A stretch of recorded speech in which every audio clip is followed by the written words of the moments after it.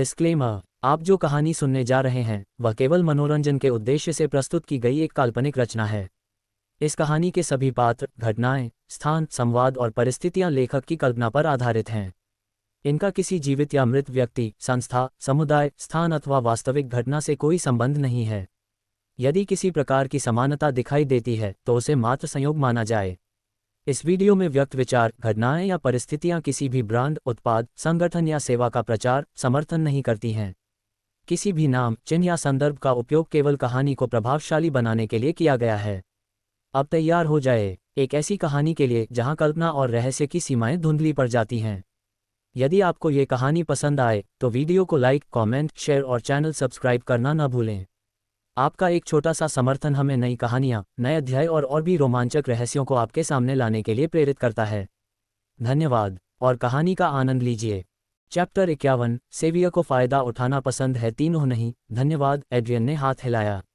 मेरी एक बेटी है और मैं पत्नी या हरम नहीं ढूंढ रहा हूँ। मुझे बस अपने इलाके के लिए एक एक्सपर्ट पोशन मेकर और हर्बलिस्ट चाहिए। मुझे अपने भाई के पास ले चलो। उसने बिना किसी हिचकिचाहट के दुकान के दरवाजे रोज से 2 घंटे पहले ही बंद कर दिए। वह उसे अंधेरी गलियों से होते हुए एक छोटे से टूटे फूटे घर में ले गई। उसमें सिर्फ एक छोटा बेडरूम, एक लिविंग रूम, एक गंदा और छोटा किचन और एक बाथरूम था। एड्रियन छोटे से बेडरूम में गई। उसका भाई बिस्तर पर लेटा हुआ था और वह बहुत पतला और दुबला पतला था। उसके हाथों और बाहों पर पतली हरी लाइनें थीं, लेकिन वे उसकी कोहनी से ऊपर नहीं जा रही थीं। अभी तक उसकी छाती या गर्दन पर नहीं लगा है, एड्रियन ने धीरे से कहा। अभी तो आखिरी स्टेज में ही पहुंचा है। 4 महीने पहले, बहन ने फुसफुसाते हुए कहा। एड्रियन ने अपनी जेब से गाढ़े काले कीचड़ की शीशी निकाली और उसके हाथ में थमा दी। उसे जगाओ, उसे इसे पीने दो। उसने अपने भाई को हिलाया और उसने आंखें खोलकर उसे देखते हुए हल्की सी आह भरी। उसने बिना हिचकिचाए शीशी का सारा पानी उसके मुंह में खाली कर दिया। एड्रियन ने देखा कि उसने कड़वा लिक्विड निगल लिया और फिर से बेहोश हो गया। उसने उसके हाथों की ओर देखा, कुछ नहीं हुआ। यह कोई जादुई इलाज नहीं है, एड्रियन ने आह भरते हुए कहा। इन्फेक्शन से लड़ने में समय लगता है। कल सुबह तक वे हरी लाइनें थोड़ी हल्की हो जाएंगी और उसे पूरी तरह से खत्म करने के लिए उसे रेगुलर डोज की ज़रूरत होगी। मैं कल वापस आऊँगा। उसने घबराकर सिर हिलाया। एड्रियन घर से निकल गया, लेकिन वह वापस सराय नहीं गया। उसने अपनी अंगूठी से भारी लबादा निकाला। हुड ऊपर हो गया, जिससे उसका चेहरा पूरी तरह ढक गया। फिर वह सीधा झुग्गी झोपड़ियों के सबसे बुरे हिस्से में चला गया। वह एक गंदी लोहार की दुकान पर रुका। गुस्से में दिखने वाला एक जानवर लोहे के कबाड़ पर हथौड़ा मार रहा था। मुझे कुछ ड्रिंक्स खरीदने हैं, एड्रियन ने कहा और लोहार रुक गया। भुगतान करें। एड्रियन ने काउंटर पर 10 सोने के सिक्के रखे और लोहार ने कैश उठाकर पीछे की ओर इशारा किया। एड्रियन उसके पीछे पीछे एक स्टोरेज रूम में गया जो कई तरह के हथियारों से भरा था। उस आदमी ने एक फफूंद लगे कालीन को एक तरफ धकेला और एक ट्रैपडोर खोल दिया। नीचे जाओ, लोहार ने घुरघुराते हुए कहा। एड्रियन लकड़ी की हिलती हुई सीढ़ी पर चढ़ा और एक गीली सुरंगों से सीधे एक बड़े स्टील के दरवाजे तक ले गई। काले रंग के कवच पहने 2 बड़े बड़े लोग उसे देखते हुए रास्ते में खड़े थे। मेंबरशिप, लेफ्ट गार्ड ने गुर्राते हुए कहा। मेरे पास कोई नहीं है, लेकिन मैं एक खरीदने आया हूँ। गार्ड ने उसे एक भारी कांसे का बैज फेंका, एक खोपड़ी जिस पर सूरज की रोशनी बनी हुई थी। एड्रियन ने मेटल जेब में रख लिया और चांदी के सिक्कों का एक मोटा ढेर दे दिया। गार्ड ने आखिरकार हैंडल पकड़े और भारी दरवाजे खोल दिए। काला बाजार, यह एक बहुत बड़ा अंडरग्राउंड गुफा सिस्टम था। लाल मशालों से मिट्टी का फर्श रोशन था। दर्जनों छायादार लकड़ी के स्टॉल एक साथ रखे हुए थे, जबकि नकाबपोश अजीब लोग फुसफुसाते हुए मोलभाव कर रहे थे। एड्रियन भीड़ में घुस गया और चलने लगा। लोग हार्डकोर ड्रग्स, गैर कानूनी जहर, चोरी किए गए नोबल क्रेस्ट, फेल हुए मंत्रों से भरे बैन मैजिक रिसर्च पेपर और कई दूसरी चीज़ें बेच रहे थे। एड्रियन ने रास्ते में पड़े सारे कबाड़ को नज़रअंदाज कर दिया, जब तक कि उसे आखिरकार किताबों का ढेर बेचने वाला एक स्टॉल नहीं मिल गया। क्लोक्ड वेंडर एक मिड टियर नाइट मैनुअल के लिए 100 गोल्ड कॉइन मांग रहा था। एड्रियन ने बिना मोलभाव किए पेमेंट कर दिया और किताब को अपने डंजन स्टोरेज में रख दिया। उसके पास हर दिन इस जगह को चेक करने का समय नहीं था, इसलिए वह गुफा के बीच में लगे बड़े लकड़ी के नोटिस बोर्ड के पास गया। एक बोर सा दिखने वाला लड़का बोर्ड के नीचे एक डेस्क पर बैठा था। एड्रियन ने पूछा, बाइंग रिक्वेस्ट पोस्ट करने में कितना लगेगा? हर दिन 1 सोने का सिक्का, उस आदमी ने कहा। एड्रियन ने उस आदमी को 4 सोने के सिक्के दिए और कोयले और कागज़ का एक टुकड़ा लिया। फिर उसने एक खाली कागज़ पर एक मैसेज लिखा, मिड टियर और टॉप टियर नाइट मैनुअल खरीदना, माना ब्रीदिंग मेथड और स्पेल बुक्स खरीदना, नाइट्स और मैजिक से जुड़ी कोई भी चीज़ खरीदना, कीमत पर खुद बातचीत की जाएगी। इसके नीचे उन्होंने एक और लाइन लिखी जो उतनी बोल दिया, बड़ी नहीं थी, नोट, मैं सभी ट्रांजैक्शन सेटल करने के लिए 4 दिन बाद वापस आऊँगा। उसने कागज़ को बोर्ड के बीच में पिन किया। वह मुड़ा और ब्लैक मार्केट से बाहर चला गया। वह वापस सराय में गया और खुद को सोने के लिए मजबूर किया। अगली सुबह वह वापस दवा की दुकान पर गया। जैसे ही वह अंदर आया, लंबी और खूबसूरत हर्बलिस्ट काउंटर के पीछे से भागी। उसने उसका हाथ पकड़ा, घुटनों के बल बैठ गई और सच में उसकी उंगलियों को चूमा, जबकि उसके चेहरे पर आंसू बह रहे थे। थैंक यू, वह जोर से रोई। बहुत बहुत थैंक यू। उसके हाथ बेहतर दिख रहे हैं। हरी लाइनें कम हो रही हैं। मुझे नहीं पता कि मैं तुम्हारे बिना क्या करती। एड्रियन ने अजीब तरह से अपना हाथ पीछे खींच लिया। मैं आज दुकान बंद कर दूंगी, उसने कसम खाए। मैं अपना सामान पैक करूंगी और तुम्हारे पीछे पीछे कहीं भी जाऊंगी। मैं अपना तन मन तुम्हें समर्पित कर दूंगी। बस आराम करो, एड्रियन ने कहा। जैसा मैंने कहा, मैं पत्नी, रखेल या रखेल नहीं ढूंढ रहा हूं। अगर तुम चाहो तो दुकान 3 दिन और खुली रखो, कोई जल्दी नहीं है। जब मैं तैयार हो जाऊंगा तो हम मेरे बैरोनी के लिए निकल जाएंगे। 4 दिन जल्दी बीत गए। एड्रियन अपनी रातें सराय में आराम करते हुए बिताता था। लेकिन आखिरी रात वह ब्लैक मार्केट वापस गया तो देखा कि उसके नोटिस बोर्ड का ऐड एकदम सही काम कर रहा था। परेशान चोर और बदमाश जादूगर उसके पास जमा हो गए। उसने 8 मैजिक बुक्स खरीदी। 7 अलग अलग माना ब्रीदिंग मेथड थीं और एक रून स्मिथिंग पर एक रेयर बुक थी। उन्हें नाइट मैनुअल्स पर जैकपॉट मिला। उन्होंने कुल 44 मैनुअल्स खरीदे। उनमें से 40 मिड टियर टेक्निक्स थे और उनमें से 4 असल में टॉप टियर मैनुअल्स थे। इससे वह कंफ्यूज हो गया। रॉयल नाइट अकेडमी सिर्फ high grade mid tier manual ही क्यों पढ़ाती थी, जबकि क्रिमिनल अंडरवर्ल्ड में टॉप टियर मैनुअल मौजूद थे। उसने परवाह करना बंद कर दिया। उसने किताबों का बड़ा ढेर खरीदने में लगभग 6000 गोल्ड कॉइन के माना क्रिस्टल खर्च कर दिए। उसने हर एक किताब सीधे अपने डंजन स्टोरेज में भेज दी। अध्याय 52, वीआईपी सदस्यता। आखिरकार ग्रैंड ऑक्शन का दिन आ ही गया। एड्रियन सराय में वापस गया, नहाया और अपना सबसे महंगा सफ़ेद सूट पहना। यह उन कस्टम सूट में से नहीं था जो अमीर लोग खरीदते थे, लेकिन यह इतना अच्छा था कि अमीर व्यापारी इसे खरीद सकते थे। फिर उसने अपने तहखाने से एक सादा सफ़ेद चीनी मिट्टी का मास्क निकाला और उसे अपने चेहरे पर बांध लिया। वह बड़े ऑक्शन हाउस की तरफ गया, मेन लाइन को छोड़कर सीधे भारी हथियारों से लैस गार्ड के पास गया। एड्रियन ने आसानी से कहा, आज की नीलामी के लिए मेरे पास लिस्ट करने के लिए एक बहुत ज़्यादा कीमत वाली चीज़ है। गार्ड उसे पीछे के ऑफिस में ले गया, जहां एक मोटा, गंजा मैनेजर महोगनी डेस्क के पीछे बैठा था। एड्रियन ने समय बर्बाद नहीं किया। उसने अपनी जेब से 5 चमकते हुए माना क्रिस्टल निकाले और उन्हें डेस्क पर रख दिया। मैनेजर का मुंह खुला का खुला रह गया। भगवान की कसम, हम आपके लिए इनकी लिस्ट बना सकते हैं, सर। मेरे पास उनमें से 100 हैं, एड्रियन ने लापरवाही से कहा। क्या आप मुझे अपने बॉस के पास ले जा सकते हैं, प्लीज़? मैनेजर को पसीना आ गया और वह कमरे से बाहर भाग गया। वह 10 मिनट बाद एक लंबे, रौबदार आदमी के साथ वापस आया जिसने शाही बैंगनी रंग के कपड़े पहने हुए थे। ये ऑक्शन हाउस का हेड था, जो सम्राट के परिवार का एक सीधा ब्रांच सदस्य था, एक शाही। मैंने सुना है कि आपके पास 100 क्रिस्टल हैं, उस आदमी ने शांति से कहा। घर को फाइनल सेल में 10% हिस्सा मिलेगा। मैंने झूठ बोला, एड्रियन ने कहा और अपने तहखाने से 2 लेदर बैग निकालकर धीरे से डेस्क पर रख दिए। मेरे पास 200 क्रिस्टल हैं। उन्हें 100-100 के 2 बैच में बेच दो। राजा की आंखें चौड़ी हो गईं। उसकी नज़र में भी ये बहुत कीमती था। उसने अपने रोब में हाथ डाला, एक ठोस सोने का कार्ड निकाला और एड्रियन को दे दिया। ऑक्शन हाउस के हेड ने इज्जत से कहा, अब आप इस जगह के टॉप टियर वीआईपी हैं। आपको एक प्राइवेट व्यूइंग बॉक्स दिया जाएगा जिसमें फ्री खाना और ड्रिंक्स मिलेंगे। आज आप जो भी आइटम खरीदेंगे वह आपके क्रिस्टल की फाइनल सेल से काट लिया जाएगा। एड्रियन ने कहा, मेरे पास एक और चीज़ है। उसने मैप वाला रोल किया हुआ कागज़ निकाला और उसे माना क्रिस्टल के बैग के पास डेस्क पर रख दिया। यह एक बिना खदान वाले माना क्रिस्टल डिपॉजिट का मैप और पता है, एड्रियन ने शांति से उसकी आंखों में देखते हुए कहा। मुझे ये कुछ महीने पहले मिला था और मेरे अंदाजे के हिसाब से वहाँ कम से कम 1 लाख क्रिस्टल दबे हुए हैं। राजा की सांस रुक गई। वह कागज़ को ऐसे घूर रहा था जैसे वह कोई जिंदा बम हो। क्या आप पूरी तरह से श्योर हैं कि आप इसे ऑक्शन करना चाहते हैं? राजा ने कांपती आवाज़ में पूछा। मैं एक आम आदमी हूँ, एड्रियन ने झूठ बोला। मेरे पास ऐसी माइन रखने की मिलिट्री पावर नहीं है। अगर मैंने खुद इसे खोदने की कोशिश की तो मेरी हत्या कर दी जाएगी। मैं इसे किसी ताकतवर को बेचकर बिना कोई रिस्क लिए सीधे पैसे लेना पसंद करूंगा।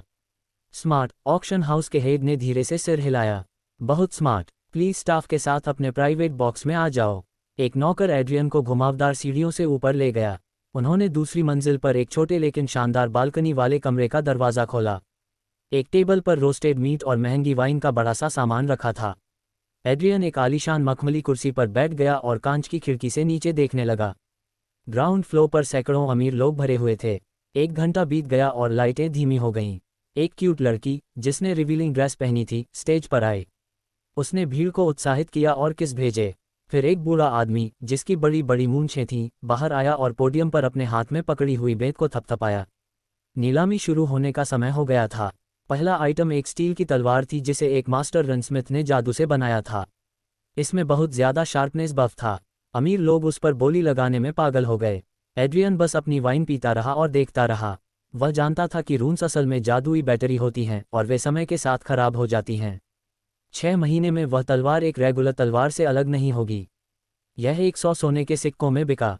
कुछ मिनट बीते और बहुत सारी आर्ट और ज्वेलरी बिक गई। आखिर में ऑक्शनर एक लकड़ी का संदूक लाया। अगला हमारे पास एक मरे हुए तीसरे शकल के जादूगर का एक्सपेरिमेंटल रिकॉर्ड है, मूंछ वाले आदमी ने बताया। 10 किताबों का पूरा कलेक्शन। शुरुआती बोली 50 सोने के सिक्के हैं। एड्रियन आगे झुका। उसने अपना हाथ टेबल पर रखे जादुई बिडिंग बटन पर पटक दिया। 200 सोना। एड्रियन की आवाज़ जादुई ढंग से पूरे कमरे में गूंज उठी। भीड़ चुप हो गई। कोई भी किसी मरे हुए आदमी के नोट्स के लिए वीआईपी बॉक्स से लड़ना नहीं चाहता था। एड्रियन ने किताबों का कलेक्शन जीत लिया और अगले कुछ घंटे उसने हर एक नाइट मैनुअल और स्पेल बुक के लिए जोरदार बोली लगाकर सबको पीछे छोड़ दिया। आखिरकार नीलामी करने वाले ने अपना गला साफ किया। हम शाम के लिए अपने आखिरी 2 आइटम पर पहुंच गए हैं, वह आदमी चिल्लाया। और वे सच में ऐतिहासिक हैं। नौकरों ने माना क्रिस्टल के 2 चमड़े के बैग बाहर निकाले। 100 प्यो माना क्रिस्टल के 2 लॉट। ऑक्शनर चिल्लाया। पहले बैग के लिए शुरुआती बोली 10,000 गोल्ड कॉइन है। कमरा गूंज उठा। अगर यह सिर्फ एक क्रिस्टल होता तो कोई पैनिक नहीं होता, लेकिन 100 का एक साथ लॉट होना बहुत बड़ी बात थी। 20,000, 30,000, 40,000। 2 मिनट से भी कम समय में कीमत आसमान छू गई और पहला बैग 65,000 सोने में बिका। दूसरे बैग ने और भी ज्यादा क्रेजी बोली लगाने की जंग छेड़ दी। पहला राउंड हारने वाले हताश अमीरों ने अपना सब कुछ झोंक दिया और दूसरा बैग 80,000 सोने में बिका। एड्रियन का वाइन से गला घुट गया। 1,45,000 सोने के सिक्के। एड्रियन ने सोचा, मैंने शुरू से ही ऐसा क्यों नहीं किया। मुझे किसान की तरह लोहा नहीं बेचना पड़ता। लेकिन वह सच जानता था। उसके पास ये क्रिस्टल सिर्फ इसलिए थे क्योंकि उसके नागरिकों ने लोहे के सिल्लियों के लिए माना से डंजन को भर दिया था। उनके बिना यह मुमकिन नहीं होता। नीलामी करने वाले ने चिल्लाती भीड़ को शांत करने के लिए अपने हाथ ऊपर उठाए। उसने ध्यान से एड्रियन का रोल किया हुआ कागज उठाया और उसे एक वेलवेट तकिए पर रख दिया। अध्याय 53, सम्राट को धोखा देना हमारा आखिरी आइटम, नीलामी करने वाले ने कहा। उसकी आवाज़ नाटकीय ढंग से फुसफुसाने जैसी हो गई। इस डॉक्यूमेंट में एक अनटैप्ड माना क्रिस्टल डिपॉजिट का वेरीफाइड मैप है। अनुमानित यील्ड 1 लाख माना क्रिस्टल है। एड्रियन घूर रहा था, उसके हाथ घबराहट और बेचैनी से कांप रहे थे। ऑक्शन हाउस सिर्फ वही सब नहीं बेचता था जो उन्हें दिया जाता था। उनके पास अपना खुद का भविष्य बताने वाला होता था जो चीज़ों के असली होने की जांच कर सकता था। इसका मतलब था कि अगर कोई व्यक्ति जो कुछ बेचने की कोशिश कर रहा था, उसके साथ धोखा भी हो गया हो और उसे सच्चाई पता न हो, तो भी ऑक्शन हाउस को पता चल जाता था। एड्रियन के लिए इसका एक और मतलब भी था। उसकी ड्राइंग और पता, जो उसने जो पढ़ा था, उसके आधार पर एक तरह का अंदाज़ा था, असली निकला। भीड़ पूरी तरह से पागल हो गई और एड्रियन देखता रहा और लोग उछलने लगे और चिल्लाने लगे। तीसरी मंजिल की बालकनी वाले कमरों में 2 ड्यूक और खुद सम्राट आगे झुके हुए थे और दिलचस्पी दिखा रहे थे। शुरुआती बोली 1 मिलियन सोने के सिक्के है। नीलामी करने वाले ने चिल्लाकर कहा। 5 मिलियन। एक ड्यूक अपने बॉक्स से चिल्लाया। 6 मिलियन। प्रतिद्वंद्वी ड्यूक ने जवाब दिया। वे कुत्तों की तरह लड़े और 1 मिनट से भी कम समय में आखिरी बोली लगा दी गई। 12 मिलियन सोना। सबसे ऊंची बालकनी से एक गहरी, आदेश देने वाली आवाज़ गूंजी। सम्राट ने कहा था और ड्यूक्स ने तुरंत अपना मुंह बंद कर लिया। वे चाहते थे कि वे सम्राट से ज़्यादा बोली लगा सकें और वे सच में डरे हुए नहीं थे। लेकिन असलियत ये थी कि सम्राट उनसे कहीं ज़्यादा अमीर थे। महामहिम को बेचा गया। नीलामी करने वाले ने अपना हथौड़ा पटका। कुछ मिनट बाद एड्रियन के दरवाजे पर दस्तक हुई और ऑक्शन हाउस का हेड अंदर आया। महामहिम आपसे मिलना चाहते हैं, राजा ने आदर से कहा। वह 12 मिलियन सोने के बदले कोई दूसरा पेमेंट देना चाहते हैं। एड्रियन ने अपने मास्क के पीछे से मुस्कुराते हुए कहा, रास्ता दिखाओ। वे तीसरी मंजिल पर गए और 2 बड़े इंपीरियल नाइट्स ने सम्राट के बॉक्स का दरवाज़ा खोला। सम्राट सिंहासन जैसी कुर्सी पर बैठे थे और एड्रियन के अंदर आते ही खिलखिलाकर मुस्कुरा रहे थे। इसे नीलामी में लाने के लिए धन्यवाद, सम्राट ने कहा। आपने खुद इस पर दावा न करके समझदारी दिखाई। इससे आपकी जान जा सकती थी। ठीक इसीलिए मैंने इसे बेचा, महाराज, एड्रियन ने थोड़ा झुककर कहा। आपका ऑफर क्या है? सम्राट ने शान से कहा, मैं तुम्हें मार्क्विस का बड़ा टाइटल दूंगा। एक बहुत बड़ा इलाका और मेरी हाई काउंसिल में एक सीट।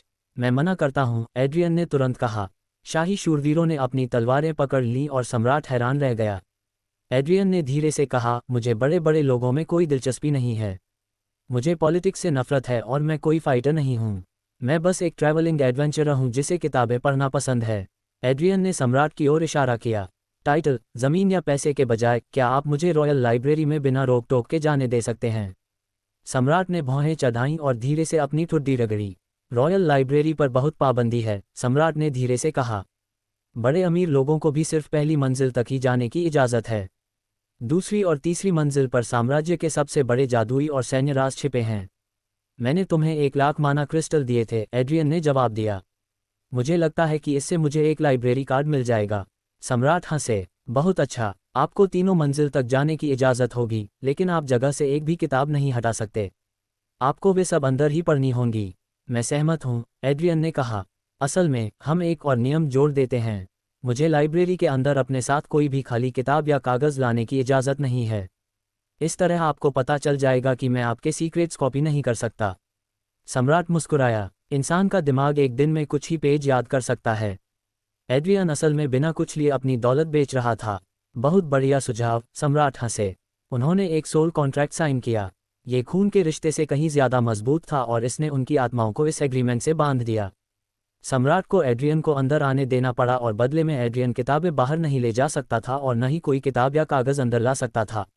एड्रियन अपना वीआईपी कार्ड कैशियर डेस्क पर ले गया, क्रिस्टल की बिक्री से मिले 120 या 1000 सोने के सिक्कों का बड़ा पेमेंट लिया। ये 10% टैक्स और बुक्स में उसकी बिड्स की रकम काटने के बाद था। एड्रियन ने बैग अपने तहखाने में ठूंस दिए और ऑक्शन हाउस के सामने के दरवाजे से बाहर निकल गया। उसे पता था कि जासूस उसका पीछा कर रहे हैं। वह पतली गलियों में 3 बार बेतरतीब ढंग से मुड़ा और आखिर में एक बंद गली में रुक गया। वह अपने तहखाने से जुड़ा और सीधे अपने तहखाने में चला गया और अपने ट्रैकर्स की नज़रों से ओझल हो गया। उसने कपड़े बदले, अपना मास्क उतारा और फिर तहखाने के लिंक का इस्तेमाल करके अपने एग्जिट पॉइंट को कुछ गलियां दूर ले गया। वह तहखाने से बाहर निकला और आराम से अपनी सराय में वापस चला गया। जासूसों को एक खाली गली में खोज करनी पड़ी। अगली सुबह एड्रियन रॉयल लाइब्रेरी के बड़े लोहे के दरवाज़ों तक गया। उसने गार्ड्स को सम्राट का दिया हुआ इंपीरियल क्रेस्ट दिखाया और गार्ड्स ने बिना कुछ कहे उसे अंदर जाने दिया। लाइब्रेरी में ऊंची ऊंची बुकशेल्फ की कभी न खत्म होने वाली लाइनें थीं। बस एक दीवार के पास एक छोटी सी टेबल और कुछ कुर्सियां थीं। एड्रियन का उस समय कुछ भी पढ़ने का कोई प्लान नहीं था। वह पहली शेल्फ पर गया, एक मोटी लेदर की किताब उठाई और उसे अपने तहखाने में ले गया। तहखाने ने तुरंत उस चीज़ के हर एटम को स्कैन और रिकॉर्ड किया। 1 सेकंड बाद एड्रियन ने किताब वापस निकाली और शेल्फ पर रख दी। उसने अगली किताब उठाई, उसे अंदर डाला, बाहर निकाला और वापस शेल्फ पर रख दिया। वह वही काम करता रहा और जल्द ही वह शेल्फ के आखिर तक पहुंच गया। उसे लगा कि इसमें हफ्ते लगेंगे, लेकिन ऐसा नहीं हुआ। उसने 8 घंटे में पूरा पहला फ्लोर साफ कर दिया। वह ऊपर गया और 6 घंटे में दूसरा फ्लोर साफ कर दिया। फिर वह बहुत ज़्यादा पाबंदी वाली तीसरी मंजिल पर गया। वहाँ सिर्फ एक बुक शेल्फ थी जो सोने की बनी हुई लग रही थी। उसने कुछ ही मिनटों में पूरी शेल्फ कॉपी कर ली। सूरज ढलते ही वह रॉयल लाइब्रेरी से बाहर निकल गया। उसने सचमुच अपने सोल कॉन्ट्रैक्ट का एक भी नियम तोड़े बिना सदियों का शाही ज्ञान चुरा लिया था। होमेफार्ड लिब्रारी चैप्टर 54 फोर्स्ड क्वेस्ट एक्टिवेशन। वह सराय में वापस गया और अपने लोगों को इकट्ठा किया। कैसियस, उसकी पत्नी और उसके बेटे ने अपना ज़रूरी सामान पैक कर लिया था और तैयार थे। हॉट हर्बलिस्ट लड़की लॉबी में एक ट्रैवल बैग के साथ इंतज़ार कर रही थी और उसका भाई उसके पास खड़ा था। एड्रियन उनके साथ बाजार गया और एक ट्रैवल कैरेज और 2 मजबूत लोड हॉर्स खरीदे। उसने उनके साथ एक ड्राइवर भी हायर किया। एड्रियन ने ड्राइवर से कहा, हम ओरेसफॉल जा रहे हैं। वे गाड़ी में सामान लाद कर अपनी यात्रा पर निकल पड़े। ये शांतिपूर्ण था और वे 2 हफ्ते तक लगातार चलते रहे। रात हो चुकी थी और एड्रियन कैंपफायर के पास बैठकर चिकन लेग का एक टुकड़ा खा रहा था। ठीक उसी समय सिस्टम स्क्रीन पर एक बड़ा लाल वार्निंग मैसेज आया। डैडी की छोटी परी खतरे में है। क्वेस्ट एक्टिवेशन को मजबूर कर रहा हूँ। ज़रूरी क्वेस्ट, ओरेसफॉल की ओर वापस दौड़ें। समय सीमा 4 दिन। पुरस्कार कोई नहीं। एड्रियन तैरती हुई नीली स्क्रीन को घूरता रहा। उसका दिमाग एकदम खाली हो गया। वह कुछ सेकंड के लिए गाड़ी में जम गया, फिर उसने धीरे से अपने साथ मौजूद लोगों को देखा। कैसियस, सेलेस्टे और उनके परिवार। मुझे अपने इलाके के बारे में बुरा लग रहा है, एड्रियन ने कहा। उसकी आवाज़ सपाट थी। मुझे अभी वापस जाना है। कैसियस और सेलेस्टे उसे घूरते रहे, लेकिन एड्रियन ने जवाब का इंतज़ार नहीं किया। उसने गाड़ी का दरवाज़ा चलते हुए ही खोल दिया और कच्ची सड़क पर झुक गया। रोको मत, एड्रियन ने ड्राइवर पर चिल्लाया। और जल्दी, हमें अभी सबसे पास वाले शहर में ले चलो। ड्राइवर ने चाबुक मारा और घोड़े तेज गति से हिनहिनाने लगे। 4 घंटे बीत गए जो 12 घंटे जैसे लगे। गाड़ी आखिरकार एक हलचल भरे ट्रेड टाउन में घुसी और पहिए घूमना बंद होने से पहले ही एड्रियन बाहर कूद गया। घोड़ों को पूरी तरह छोड़कर उसने काउंटर पर 15 सोने के सिक्के रख दिए। वॉरहॉर्स, एड्रियन ने पूछा, या आपके पास जो सबसे तेज ब्रीड है, आप चेंज रख सकते हैं। अस्तबल का मालिक दौड़ा और एक बहुत बड़ा काला घोड़ा बाहर ले आया। एड्रियन ने खुद को घोड़े पर बिठाया, अपनी एड़ी जमाई और अपने घोड़े के साथ शहर के गेट से बाहर निकल गया। वह बिना कुछ खाए या सोए सीधे ओरेसफॉल की ओर चल पड़ा। जब जानवर पूरी तरह थककर धीमा पड़ने लगा तो एड्रियन ने उसे आगे बढ़ने के लिए मजबूर नहीं किया। वह मेन रोड के किनारे अगले खाली शहर में चला गया। उसे पास का अस्तबल मिला। उसने थके हुए प्रीमियम घोड़े को बहुत सस्ते में बेच दिया ताकि वह तुरंत उसके हाथ से निकल जाए और उस पैसे के साथ साथ अपनी जेब से थोड़े और पैसे खर्च करके एक बिल्कुल नया, पूरी तरह से आराम किया हुआ घोड़ा खरीदा। फिर वह वापस सड़क पर आ गया। वह इस साइकिल का बार बार गलत इस्तेमाल करता था। वह दिन रात घूमता रहता था और हर शहर में घोड़े बदलता था। 1.5 दिन बाद वह आखिरकार ओरेसफॉल के करीब पहुंच गया, जो उससे कुछ 100 मीटर की दूरी पर था। एड्रियन ने लगाम खींची। उसका घोड़ा धीमा हो गया और वह ओरेसफॉल के एंट्रेंस को घूरने लगा। उसका पेट तुरंत गिर गया। ओरेसफॉल में एक बचाव की दीवार थी लेकिन अभी तक कोई सही गेट नहीं था। बस एक बड़ा पत्थर का आर्च था जो एंट्री को दिखाता था। उस छेद से उसने तबाही देखी। ज्यादातर लकड़ी के घर जलकर काले हो गए थे। एड्रियन अपने घोड़े से कूद गया और चलने लगा। उसका शहर बर्बाद हो गया था। घर सीधे जमीन पर जल गए थे। काली पड़ी शहतीरें मिट्टी से सूखे पेड़ों की तरह बाहर निकली हुई थीं। जो कुछ इमारतें अभी भी खड़ी थीं, उनकी दीवारों पर जलने के बड़े बड़े निशान थे। आधा शहर बस खत्म हो गया था। वहां कोई भीड़ नहीं थी और आमतौर पर व्यस्त रहने वाली सड़कें पूरी तरह खाली थीं। एड्रियन आगे बढ़ा और उसने मिट्टी पर गहरे लाल धब्बे देखे, मानो वह खून से लथपथ हो। जैसे ही उसने ये नज़ारा देखा, उसके हाथ कांपने लगे। उसे समझ नहीं आ रहा था कि कैसे रिएक्ट करे और उसे ये भी नहीं पता था कि उसने क्या गलत किया। एक आदमी आधे जले हुए घर के पीछे से लंगड़ाता हुआ बाहर निकला। उसके सिर पर पट्टी बंधी हुई थी और जल्द ही उस आदमी ने ऊपर देखा और उसे देख लिया। लॉर्ड एड्रियन, नागरिक चिल्लाया और लड़खड़ाते हुए आगे बढ़ा। आप वापस आ गए। देवी का शुक्र है कि आप वापस आ गए। एड्रियन ने उस आदमी को गिरने से बचाने के लिए उसके कंधे पकड़ लिए। यहाँ क्या हुआ? भाड़े के सैनिक, आदमी खांसते हुए बोला। उनका एक बड़ा ग्रुप यहाँ आया और कहीं से भी हम पर हमला कर दिया। उन्होंने बस सब कुछ जलाना शुरू कर दिया और सड़कों पर जो भी था उसे मार डाला।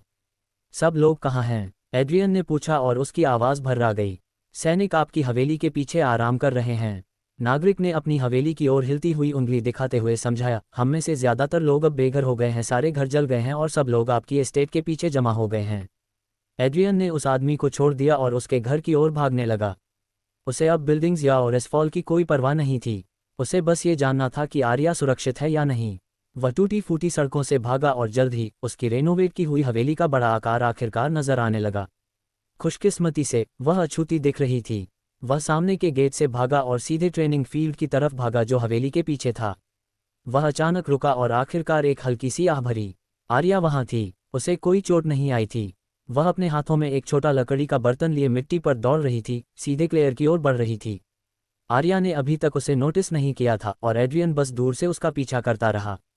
वह ट्रेनिंग ग्राउंड पर गया और उस भयानक सीन को देखा। मैदान लाशों से भरा पड़ा था। सैकड़ों शहरवासी जमीन पर लेटे हुए थे। उनमें से ज्यादातर फटे हुए कपड़े के टुकड़ों पर लेटे हुए थे। जिनके पास कपड़ा नहीं था वे बड़े पत्तों से बुनी हुई कामचलाऊ चटाई पर लेटे हुए थे। कोई ट्रेनिंग नहीं ले रहा था। लकड़ी की तलवारें एक ढेर में फेंक दी गई थीं। एड्रियन ने जिन सैनिकों को काम पर रखा था वे मेडिक्स का काम कर रहे थे। वे पट्टियां और पानी की बाल्टियां लेकर इधर उधर भाग रहे थे और कुछ तलवार के गहरे घावों पर साफ कपड़े दबा रहे थे। क्लेयर ने आर्या से बर्तन लिया और फिर उसने ऊपर देखा तो एड्रियन खेत के किनारे खड़ा था।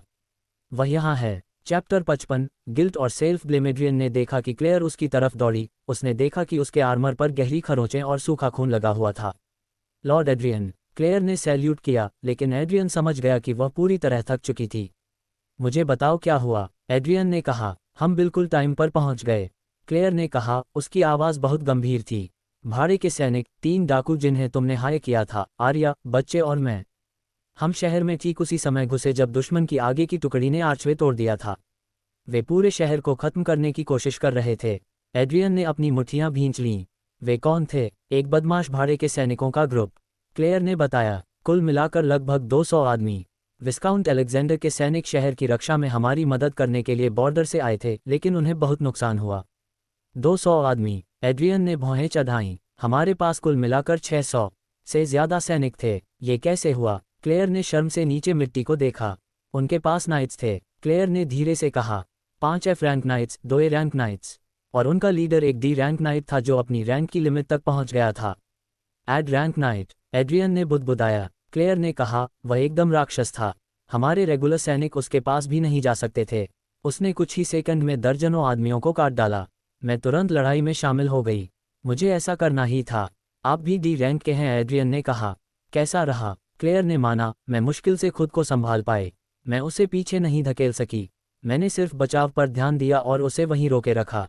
जब उसे एहसास हुआ कि मैं जल्दी नहीं मरने वाली और हमारी सेना की कुल संख्या इतनी ज्यादा है कि उसे आसानी से खत्म नहीं किया जा सकता, तो उसने पीछे हटने का फैसला किया। लेकिन नुकसान पहले ही हो चुका था। एड्रियन ने जमीन पर खून से लथपथ लोगों को देखा। कितने? एड्रियन ने पूछा। उसने जबरदस्ती उसकी तरफ देखा। हमने कितने खो दिए? क्लेयर ने मुश्किल से निगला। क्लेयर ने बताया, 84 आम लोग मर गए हैं। हमारे अपने ओर्सेफॉल के 22 सैनिक लाइन में डटे हुए मारे गए, और विस्काउंट अलेक्जेंडर के 43 आदमी आगे की लाइन में मारे गए। एड्रियन कुछ सेकंड के लिए सांस नहीं ले पा रहा था। उसे लगा कि कुछ उसके गले तक आया और फिर वापस अंदर चला गया, जिससे उसके गले में बहुत जलन हुई। 80 मासूम लोग, ऐसे आदमी और औरतें जो सिर्फ लोहा बेचना चाहते थे और अच्छा खाना खाना चाहते थे। 22 आदमी जिन्होंने बेहतर भविष्य की उम्मीद में उसके साथ खून के समझौते पर साइन किए थे। 43 आदमी जो सिर्फ उसके बॉर्डर की रक्षा करने के ऑर्डर मान रहे थे। वे सब मर चुके थे। एड्रियन को लगा कि उसकी छाती पर एक भारी बोझ गिर रहा है। ये गिल्ट था, बहुत ज्यादा गिल्ट। वह बस एक आम आदमी था जो अपने किराएदारों से मिलने वाले किराए पर गुजारा करता था। उसकी कोई ख्वाहिशें या जिम्मेदारियां नहीं थीं, लेकिन अब उसके बैकयार्ड में सैकड़ों लाशें पड़ी थीं, खून से लथपथ और रो रही थीं। और यह उसकी गलती थी। लगभग 150 लोग इसलिए मर गए क्योंकि वह नाकाबिल था। वह इलाका छोड़कर चला गया था। उसका पूरा ध्यान पैसा कमाने पर था। वह एक अमीर व्यापारी बनना चाहता था और उसने अपने सैनिकों को सांस लेने की प्रैक्टिस करने के लिए लकड़ी की तलवारें दी थीं। उसने इतनी जल्दी हमले की बात कभी सोची भी नहीं थी। उसे लगा कि उसके पास कुछ समय है, लेकिन इससे उसे एहसास हुआ कि वह एक मूर्ख के अलावा कुछ नहीं है। ये दुनिया कोई शांतिपूर्ण ट्रेडिंग सिम्युलेटर नहीं थी। यह एक क्रूर काल्पनिक दुनिया थी जहां ताकतवर और चालाक लोग दूसरों पर राज करके अपनी मनचाही चीजें हासिल करते थे। राजनीति, युद्ध और पीठ में छुरा घोंपना आम बात थी। उसे नहीं पता था कि भाड़े के सैनिकों को किसने हायर किया था, लेकिन उसे पता था कि वे कोई अमीर परिवार ही होंगे। सबसे ज्यादा चांस था कि वह काउंट था जो उससे नफरत करता था। एक बदमाश भाड़े के सैनिकों के ग्रुप ने कोई निशान नहीं छोड़ा। वह भी उन्हें ट्रैक नहीं कर सकता था और उसके पास जीरो प्रूफ था। लेकिन उसे एक बात तो पक्की पता थी, वह आखिरकार उन्हें ढूंढ ही लेगा। एड्रियन ने क्लेयर से एक शब्द भी नहीं कहा। वह बस मुड़ा और हवेली में चला गया, फिर सीधे अपनी स्टडी में चला गया। वह अपनी लेदर की कुर्सी पर धंस गया और दीवार को खाली नजरों से देखने लगा। आर्या उसके पीछे गई और उसने लकड़ी के फर्श पर उसके कदमों की आवाज़ सुनी। उसने उसे दरवाजे के फ्रेम के पीछे से झांकते हुए देखा, लेकिन वह उसकी आंखों में देख नहीं पाया। उसे बहुत शर्म आ रही थी। आर्या दरवाजे पर खड़ी होकर उसे बेहोश होते हुए देखती रही। उसने अपनी छोटी मुट्ठियां भींच लीं और उसके बड़े दिमाग ने इसे बिल्कुल अलग तरह से देखा। उसे ठीक ठीक पता था कि इंसानियत कितनी बिगड़ चुकी है। आखिर पिछली जिंदगी में उसका शिकार किया गया था, उसे धोखा दिया गया था और मार दिया गया था। अमीर लोगों का आम लोगों के साथ एकदम बेकार जैसा बर्ताव करना यहाँ आम बात थी। वे अपने बच्चों से प्यार करते थे, लेकिन सिर्फ उन्हीं से जिन्हें वे प्यार करते थे। हर बच्चे के साथ एक जैसा बर्ताव नहीं होता था। हर किसी की अपनी कीमत होती थी, लेकिन एड्रियन उनके जैसा नहीं था। वह सच में दयालु था। उसने उसकी देखभाल की, उसे बिगाड़ा और असल में अपने लोगों की मदद करने की कोशिश की। बर्बाद गुलामों को सही मजदूरी देने का वादा किया और रैंडम एडवेंचर करने वालों को सिर्फ एक मौका देने के लिए कीमती नाइट मैनुअल दिए। एक अमीर आदमी जो किसानों की परवाह करता था, असल में एक झूठ था। और अभी वह आदमी पूरी तरह से चुप बैठा था, जबकि पछतावा उसे अंदर से खाए जा रहा था। आर्या देख सकती थी कि गिल्ट उसे परेशान कर रहा है। वह मदद करना चाहती थी, लेकिन उसे पता नहीं था कि कैसे। उस समय कोई उसे दिलासा नहीं देता था। अगर वह रोती थी तो अकेले रोती थी और किसी का सहारा बनना उसके हुनर का हिस्सा नहीं था। लेकिन वह कोशिश करना चाहती थी। उसे कोशिश करनी ही थी। आर्या धीरे धीरे कमरे में आई और उसकी कुर्सी के पास खड़ी हो गई।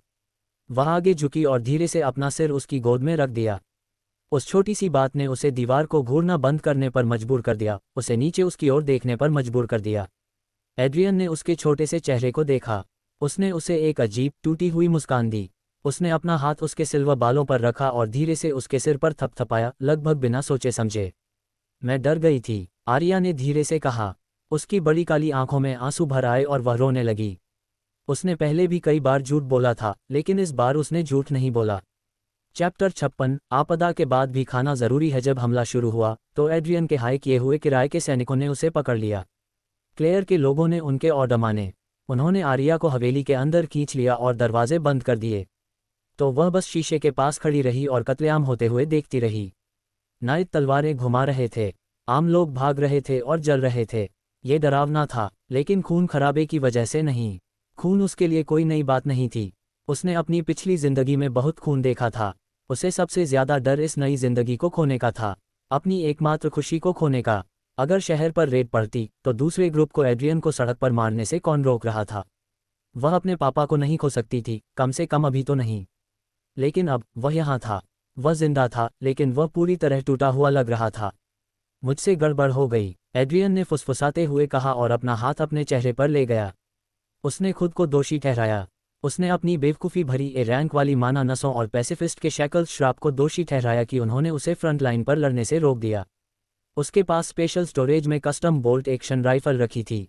वह अपने सैनिकों को हथियार देकर और उन्हें इसे चलाना सिखाकर 100 मीटर दूर से ही उस डी रैंक के नाइट को खत्म कर सकता था।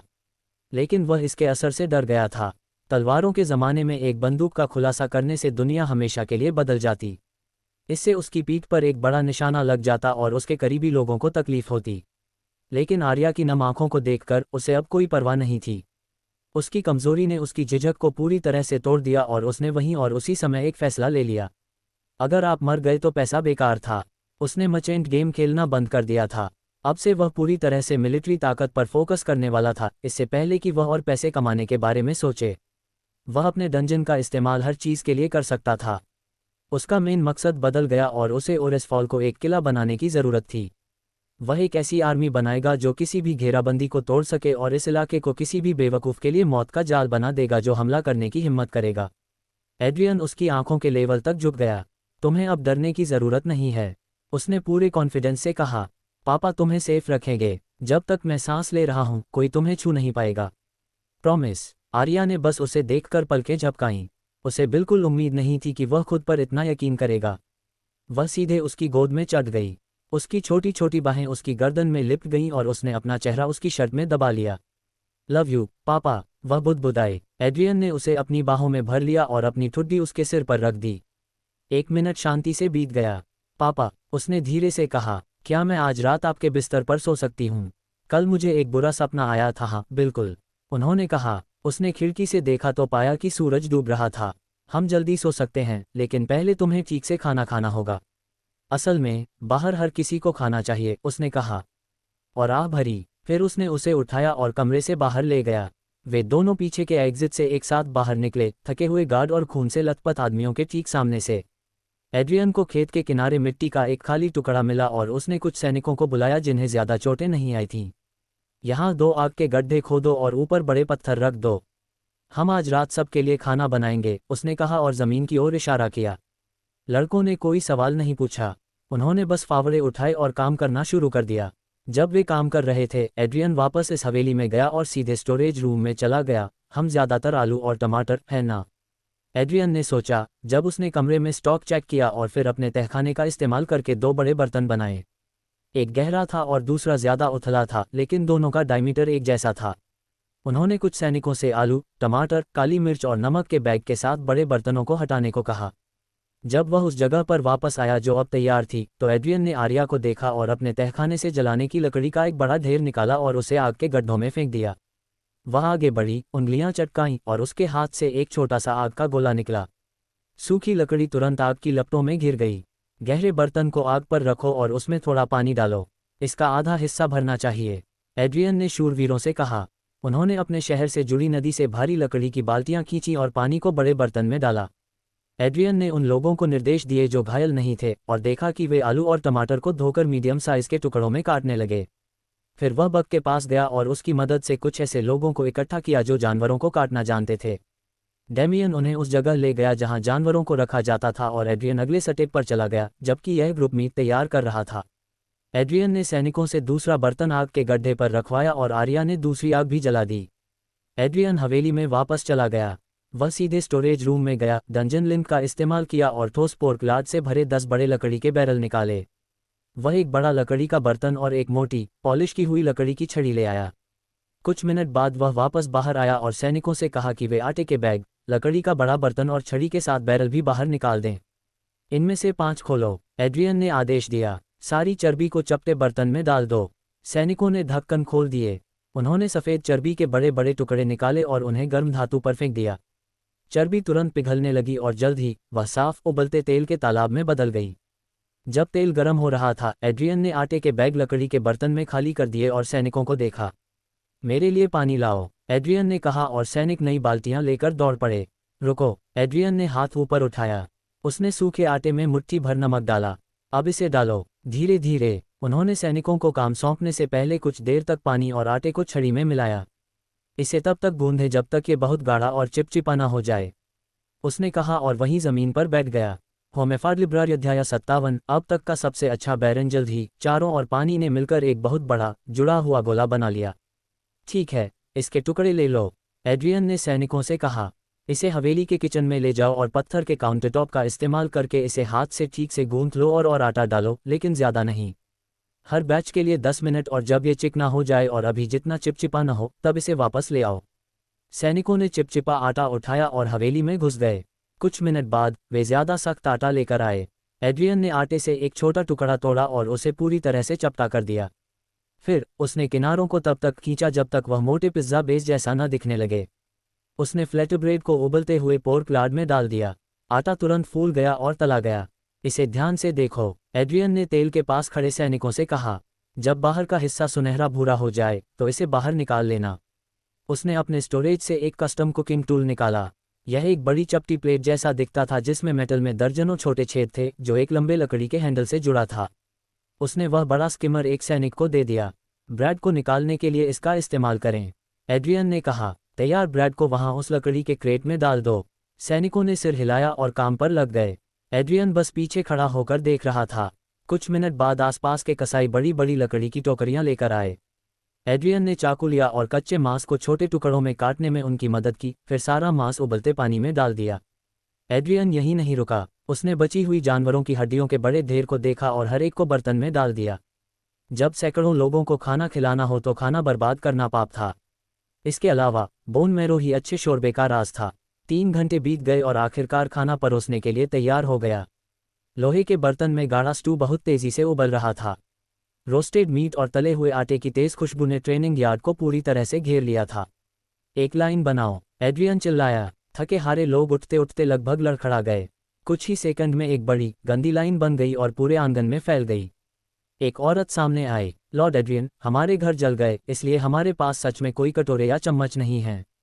यहाँ रुको, एड्रियन ने कहा। वह मुड़ा और डंजन सिस्टम से जुड़ने और अपने माना रिजर्व का एक छोटा सा हिस्सा खर्च करने से पहले हवेली में वापस चला गया।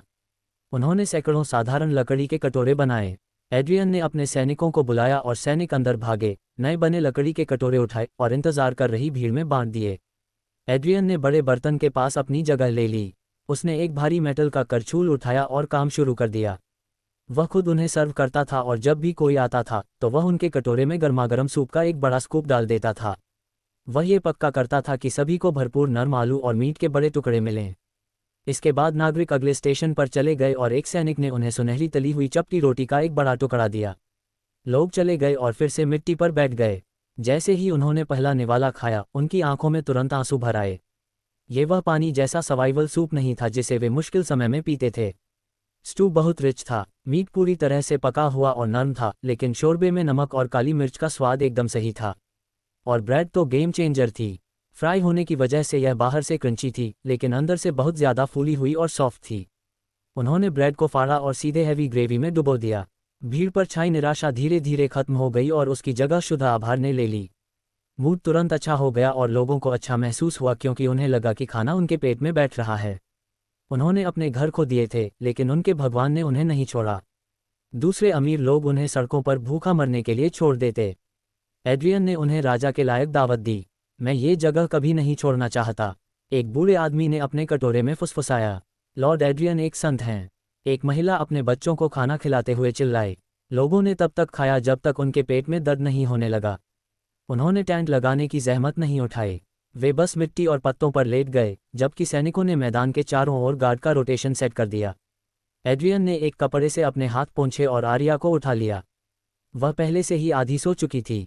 उन दोनों ने शहर के बाकी लोगों की तरह ही स्टू खाया, और सच में ये बहुत ही बढ़िया था। जब उनका काम खत्म हुआ तो एड्रियन उसे वापस अंदर ले गया। वह अपने बेडरूम में गया, उसे धीरे से नर्म गद्दे पर लिटाया और उसके पास जाकर बैठ गया। उसने भारी कंबल उनकी ठुड्डी तक खींच लिया और एड्रियन ने आखिरकार अपनी आंखें बंद कर लीं और अपने शरीर को आराम दिया। उसे पता भी नहीं चला कि कब उसे नींद आ गई। अगले दिन वह जल्दी उठा और सुबह के करीब 3 बज रहे थे।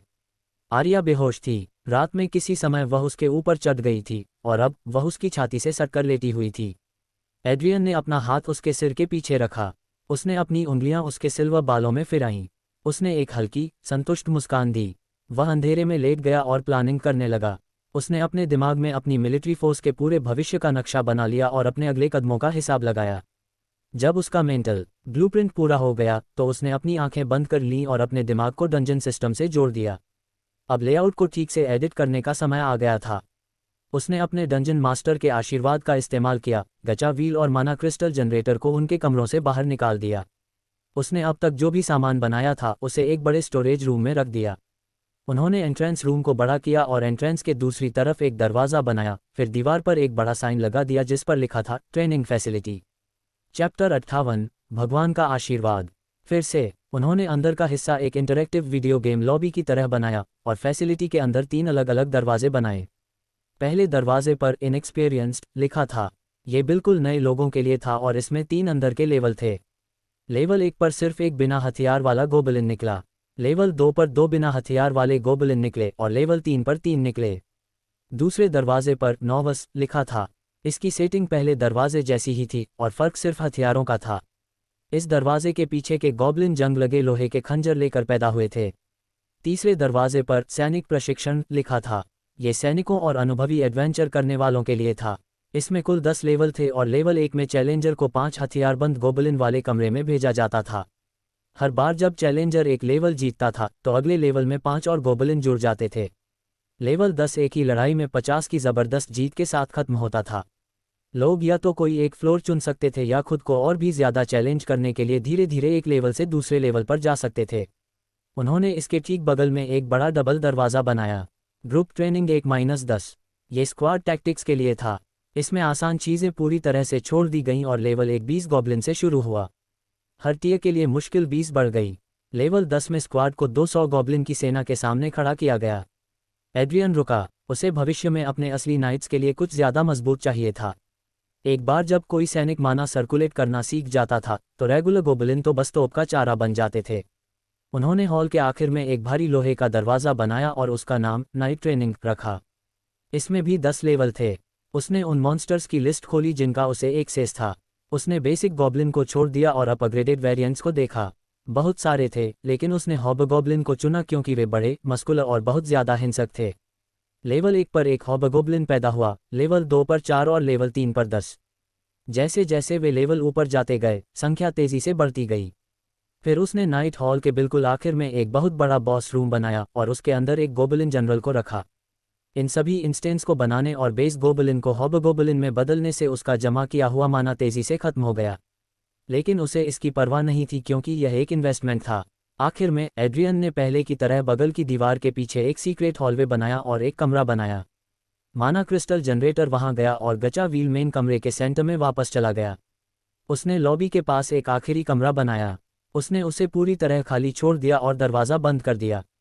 उसके पास बाद में इसके लिए एक खास प्लान था। लेआउट पूरा होने के बाद उसने डंजन अपग्रेड मेनू खोला। डंजन को F रैंक से A रैंक तक ले जाने का खर्च ठीक 10,000 माना पॉइंट्स था। यह उसकी मैक्सिमम स्टोरेज कैपेसिटी थी। उसने अपने कुछ माना क्रिस्टल का इस्तेमाल करके डंजन के अंदर माना भर दिया और कन्फर्म बटन दबा दिया। माना रिजर्व तुरंत 0 हो गया और सिस्टम स्क्रीन उसके सामने पॉपअप होने पर उसे एक ज़ोरदार आवाज़ सुनाई दी। कृपया A रैंक वाले डंजन के लिए एक अतिरिक्त पर्क चुनें। ट्रैप डंगॉन संसाधन डंगॉन। उसने स्पाइक ट्रैप और पिटफॉल बनाने के ऑप्शन को पूरी तरह से नज़रअंदाज कर दिया। उसे सिर्फ रिसोर्स डंजन की परवाह थी क्योंकि उसका इस्तेमाल खेती के लिए भी किया जा सकता था। उसका ए रैंक डंजन अब पौधों को बनाए रख सकता था और डंजन के मैना को लगातार खत्म किए बिना अंदर ही फसलें उगा सकता था। खाली बंद कमरा इसी काम के लिए था। बाद में उसका प्लान था कि इसे ग्रीनहाउस में बदल दिया जाए। बाहर डंजन अपग्रेड की वजह से बहुत बड़ा सीन हो गया। नागरिक और सैनिक जाग गए और आसमान की तरफ इशारा किया। बीम को देखो, एक आदमी चिल्लाया। देवी, एक महिला चिल्लाई। समृद्धि की देवी ने हमें फिर से आशीर्वाद दिया। एड्रियन अपने बेडरूम में मुस्कुराया और सिस्टम इंटरफेस को हटा दिया और फिर वापस सो गया। सुबह हुई और एड्रियन ने अपनी आंखें खोलीं। आर्या पहले से ही जाग चुकी थी। वह अभी भी उसके सीने से चिपकी हुई थी। उसकी आंखें बेडसाइड लैंप पर टिकी थीं। वह पूरी तरह से खोई हुई थी। सुप्रभात, एड्रियन बुदबुदाया। उसने पलकें झपकाईं। उसने उसके चेहरे की ओर देखा और हल्की सी मुस्कान दी। एड्रियन बिस्तर से उठा। उसने शॉवर लिया और अपनी स्किन से हफ्ते भर की ट्रैवल की गंदगी साफ की। उसने साफ कपड़े पहने और अपनी स्टडी की तरफ चला गया। उसने एक चारकोल पेंसिल और खाली कागज का ढेर उठाया। काम करने का समय हो गया। उन्होंने नए इलाके के नियम लिख लिए। इस पूरे काम में शायद 5 मिनट लगे। वह पीछे के दरवाजे से बाहर चला गया। भीड़ पहले से ही उठकर ठंडी तली हुई ब्रेड चबा रही थी। क्लेयर ट्रेनिंग ग्राउंड के पास खड़ी होकर भाड़े के कैप्टन से बात कर रही थी। एड्रियन सीधे उसके पास गया और कागजों को उसकी छाती पर रख दिया। इन्हें पढ़ो, उन्होंने कहा। फिर पूरे शहर में इनकी घोषणा करो। क्लेयर ने वह ढेर उठाया। उसकी आंखें पहले पेज पर गईं। वे चौड़ी हो गईं। उसने दूसरा पेज पलटा। उसका जबड़ा सच में खुला रह गया। वह उसे घूरती रही। वह पूरी तरह से हैरान लग रही थी। एक मामूली बैरन ऐसा पागलपन वाला काम कर सकता है? ये तो सुना ही नहीं गया। लेकिन अगर उसके दिव्य सपने का बहाना काम कर गया तो ये बिल्कुल सही था। यह अभी भी एक बहुत बड़ा जुआ था। क्लेयर पास खड़े गार्ड की ओर मुड़ी। अरे, क्लेयर चिल्लाई, सब चुप हो जाओ और इकट्ठा हो जाओ। लॉर्ड एड्रियन के पास बैरन के लिए नए कानून हैं। सैनिकों ने चिल्लाकर आदेश दिए। बातचीत तुरंत बंद हो गई। सैकड़ों लोग इकट्ठा हो गए और पूरी तरह से चुप हो गए। क्लेयर ने अपना गला साफ किया। वह चेहरों के समंदर को घूरती रही। सुनो, क्लेयर चिल्लाई। उसकी दमदार आवाज़ आसानी से पूरे मैदान में गूंज गई। बड़बड़ाहट शांत हो गई और सब लोग टूटे फूटे कवच पहने सुंदर योद्धा को देखने लगे। लॉर्ड एड्रियन ने कल रात एक दिव्य सपना देखा था। क्लेयर ने घोषणा की। समृद्धि की देवी ने सीधे उनसे बात की। भीड़ हैरान रह गई। लोगों में हैरानी की फुसफुसाहट फैल गई। देवी ने हमारे लोगों को फिर से आशीर्वाद देने का वादा किया है, क्लेयर ने आगे कहा। लेकिन उन्होंने लॉर्ड एड्रियन को बुरी ताकतों के बारे में चेतावनी दी। लालची लोग जो हमारी दौलत चुराना चाहते हैं और हमारे परिवारों को नुकसान पहुंचाना चाहते हैं। अध्याय 59। धन्य बैरनिस जमीन को बचाने के लिए लॉर्ड एड्रियन देवी के नए नियम लागू कर रहे हैं। क्लेयर ने चर्मपत्र का पहला टुकड़ा उठाया। हम इस इलाके के लिए एक नया क्लास सिस्टम बना रहे हैं। क्लेयर ने नीचे कागज की ओर देखा। कैटेगरी 1 है अनऑफिशियल सिटीजन। क्लेयर ने जोर से पढ़ा। यह ओरेसफॉल आने वाले सभी इमिग्रेंट्स और ट्रैवलर्स पर लागू होता है। आपको कोई हाउसिंग प्लॉट नहीं मिलेगा। आपको अपना शेल्टर किराए पर लेना होगा। आपको डंजन में जाने का मौका मिलेगा। आपके ड्रॉप रेट्स 90% आयरन और 10% स्टील पर लॉक रहेंगे। भीड़ में मौजूद व्यापारियों ने हाँ में सिर हिलाया। यह अभी भी बहुत फायदेमंद रेशियो था। कैटेगरी 2 ऑफिशियल सिटीजन है। क्लेयर ने अनाउंस किया। आपको एक ब्रॉन्ज बैज मिलेगा। आपके डंजन ड्रॉप रेट को 80% आयरन और 20% स्टील में अपग्रेड किया जाएगा। ओरेसफॉल के मूल निवासियों ने खुशी मनाई। क्लेयर ने आगे कहा, इमिग्रेंट्स ब्रॉन्ज बैज कमा सकते हैं। अगर आपके परिवार का कोई सदस्य लॉर्ड एड्रियन की सेना में शामिल हो जाता है तो आपका पूरा परिवार ऑफिशियल सिटीजन बन जाता है। भीड़ में बातचीत की एक बड़ी लहर दौड़ गई। इमिग्रेंट्स ने उत्साह से अपने बेटों और भाइयों से बात की। कैटेगरी 3 नाइट के परिवार पर लागू होती है। क्लेयर ने अगली लाइन पढ़ी। अगर आपके परिवार का सदस्य शपथ लेने वाला नाइट बन जाता है तो आपको एक सिल्वर बैज मिलता है। आपके ड्रॉप रेट 50% आयरन और 50% स्टील तक अपग्रेड हो जाते हैं। भीड़ पूरी तरह चुप हो गई। 50% स्टील सोने की खान थी। सिल्वर बैज होल्डर्स को एक फ्री घर भी मिलेगा। क्लेयर मुस्कुराए। तुम्हें कभी किराया नहीं देना पड़ेगा। मैदान में ट्रेनिंग कर रहे सैनिकों ने हवा में अपनी मुट्ठियां उठाईं। आखिरी कैटेगरी नाइट है। क्लेयर ने कागज ऊपर उठाया।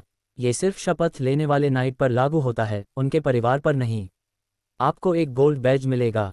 आपके ड्रॉप रेट 20% आयरन और 80% स्टील हैं। आपको एक फ्री घर भी मिलेगा।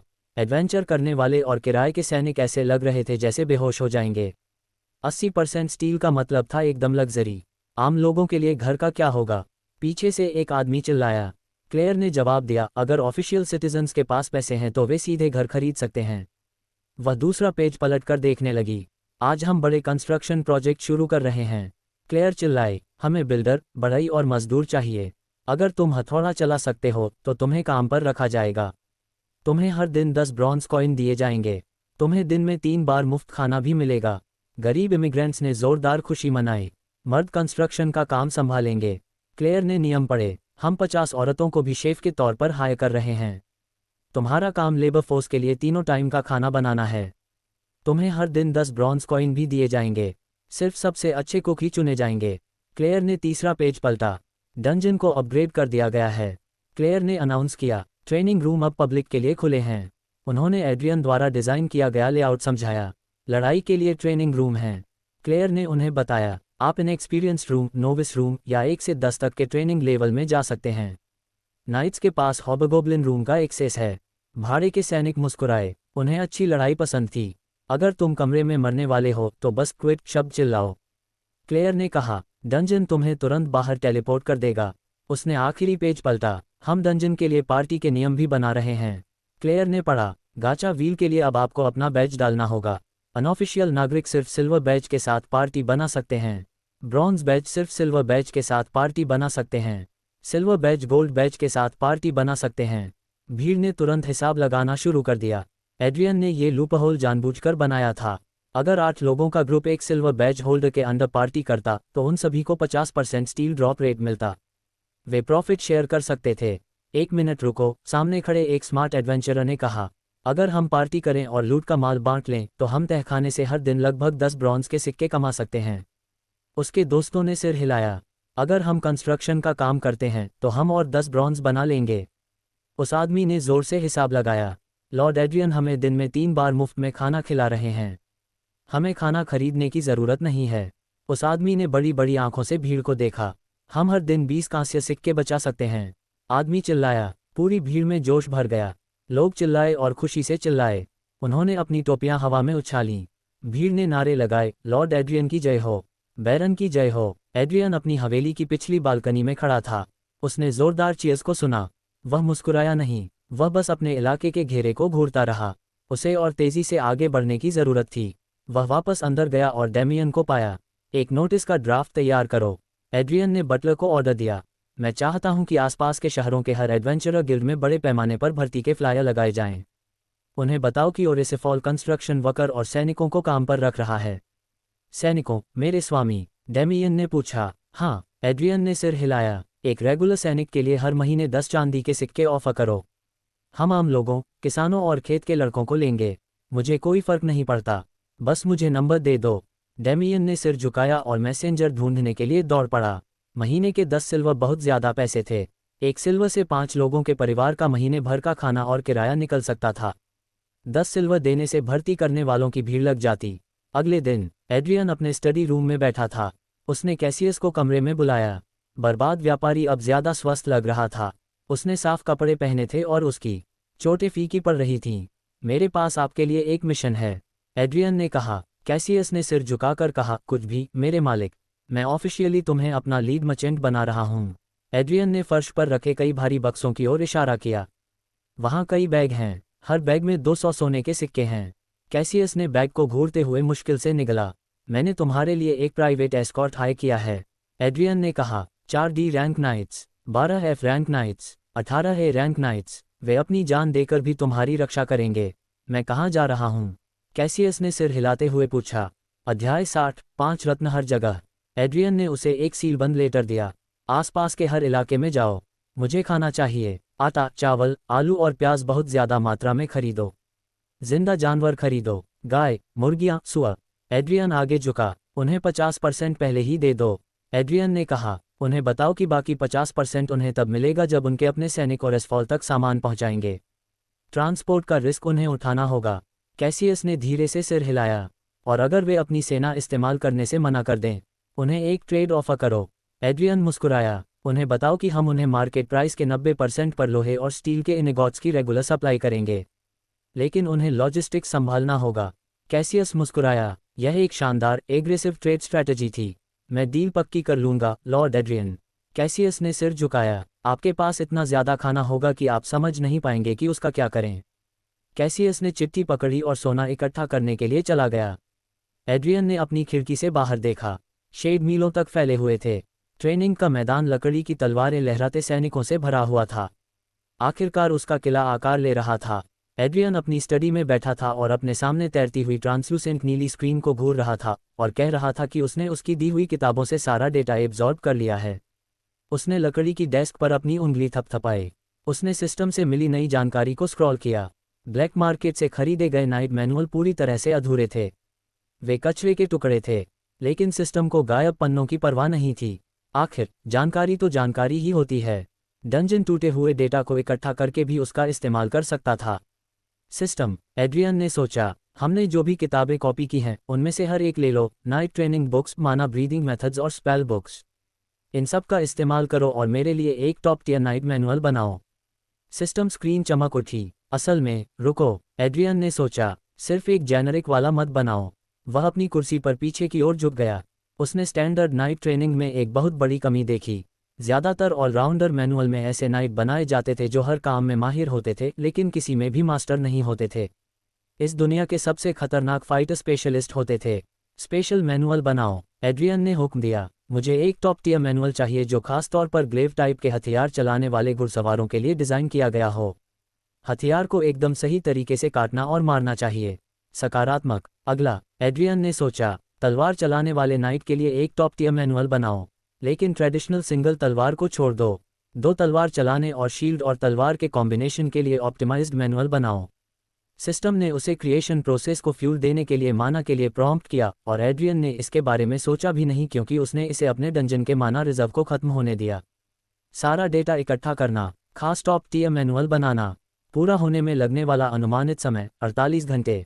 2 दिन ठीक हैं, एड्रियन ने बुदबुदाया। एड्रियन ने स्क्रीन बंद की और उठ गया। वह स्टडी से बाहर निकला और पहली मंजिल पर चला गया। 50 टीनेजर्स उसका इंतजार कर रहे थे, अपनी ट्रेनिंग शुरू करने के लिए तैयार। उसने उन्हें मेन हॉलवे में इकट्ठा किया। टीनेजर्स बहुत ज़्यादा एक्साइटेड और नर्वस लग रहे थे। अब उन्होंने साफ कपड़े पहने हुए थे और उनके चेहरों से सारी गंदगी धुल चुकी थी।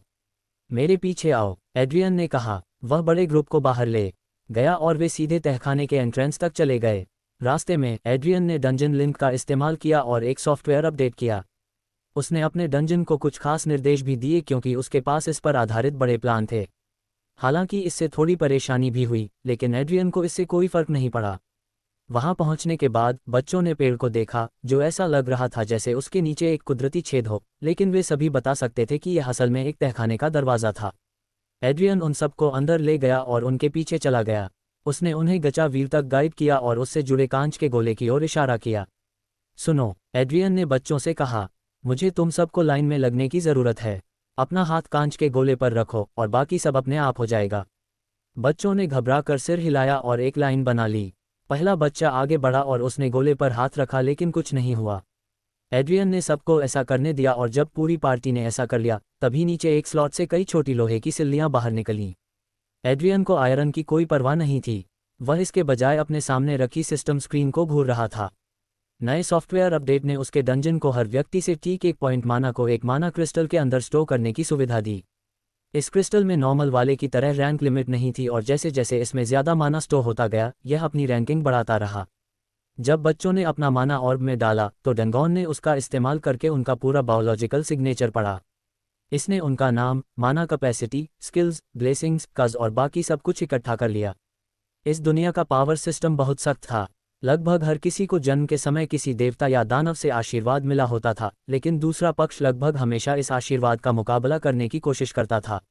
ज़्यादातर आम लोगों को मूंगफली की एलर्जी के साथ थोड़ा स्टेमिना बूस्ट जैसे बेकार के सौदे मिलते थे, या उन्हें उम्र बढ़ा दी जाती थी। 60 साल की उम्र में मरने वाले आम आदमी को 10 और साल के लिए भगवान का आशीर्वाद मिल सकता था।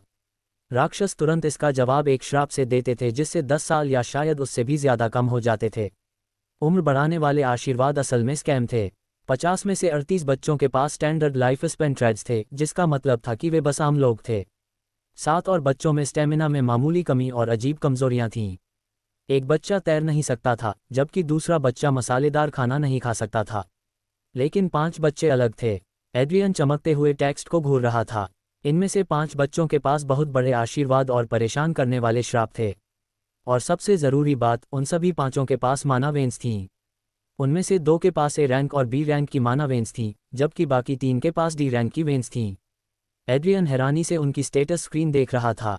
होमेफार लिब्रार अध्याय 61, 5 रत्न 2 स्थिति स्क्रीन नाम ऑक्टेविया शीर्षक गुलाम नाइट रैंक कोई नहीं जादूगर रैंक कोई नहीं माना वेन्स अ रैंक दिव्य आशीर्वाद मून प्रिंसेस राक्षसी अभिशाप गिरे हुए जादूगर कौशल कोई नहीं स्थिति स्क्रीन नाम वेन्स शीर्षक गुलाम नाइट रैंक कोई नहीं जादूगर रैंक कोई नहीं माना वेन्स बी रैंक राक्षसी आशीर्वाद नरक की आग का बरसकर दिव्य श्राप धधकती हुई धड़कन स्किल्स बेस्क एफ स्थिति स्क्रीन नाम टेसा शीर्षक गुलाम नाइट रैंक कोई नहीं जादूगर रैंक कोई नहीं माना वेन्स डी रैंक दिव्य आशीर्वाद लोहे की त्वचा राक्षसी अभिशाप लोलुपता कौशल कोई नहीं स्थिति स्क्रीन नाम मिलो शीर्षक गुलाम नाइट रैंक कोई नहीं जादूगर रैंक कोई नहीं माना वेन्स डी रैंक दिव्य आशीर्वाद जल्लाद का क्षेत्र राक्षसी अभिशाप उधार लिया गया समय कौशल कोई नहीं स्थिति स्क्रीन नाम ह्यूगो शीर्षक गुलाम नाइट रैंक कोई नहीं जादूगर रैंक कोई नहीं माना वेन्स डी रैंक दिव्य आशीर्वाद देवदूत का स्पर्श राक्षसी अभिशाप मरहम लगाने वाले का बोझ कौशल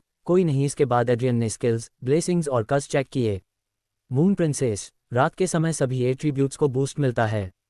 ये बूस्ट मून साइकिल पर निर्भर करता है। फॉलन मेज जादू के मंत्रों का इस्तेमाल बैन है। हेलफायर बर्सकर जब फायर एट्रीब्यूट वाले हथियार और आर्मर का इस्तेमाल करते हैं तो सभी एट्रीब्यूट डबल हो जाते हैं। Blazing heart beat fire attribute magic double mana खर्च करता है। बेस्क एफ ताकत और डिफेंस को 10% बढ़ाएं और स्टेमिना की खपत को 10% बढ़ाएं। आयरन स्किन फिजिकल एंड्योरेंस 50% तक बढ़ाता है। पेटूपन शरीर को काम करते रहने के लिए 2 गुना खाना जरूरी है। जल्लाद का डोमेन 5 सेकंड के लिए 5 मीटर की दूरी पर यूजर के आसपास समय 50% धीमा हो जाता है।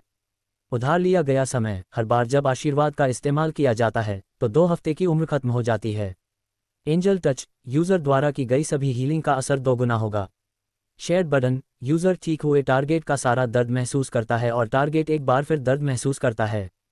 वेन्स के अलावा किसी और के पास कोई स्किल नहीं थी, लेकिन उनका हर एक रॉ पोटेंशियल जबरदस्त था।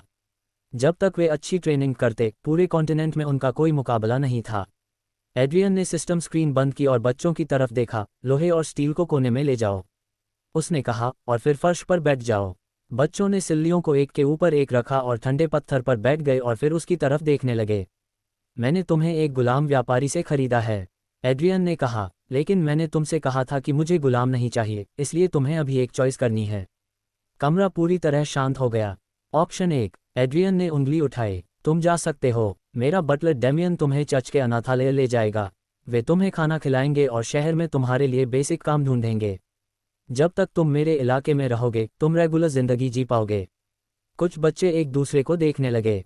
ऑप्शन 2, एड्रियन ने दूसरी उंगली उठाई, तुम यहीं रहो। तुम मेरी हवेली में नौकर बनकर बेसिक काम कर सकते हो, या तुम मेरी पर्सनल आर्मी नाइट्स के एक एलीट ग्रुप में नाइट बनने के लिए ट्रेनिंग ले सकते हो।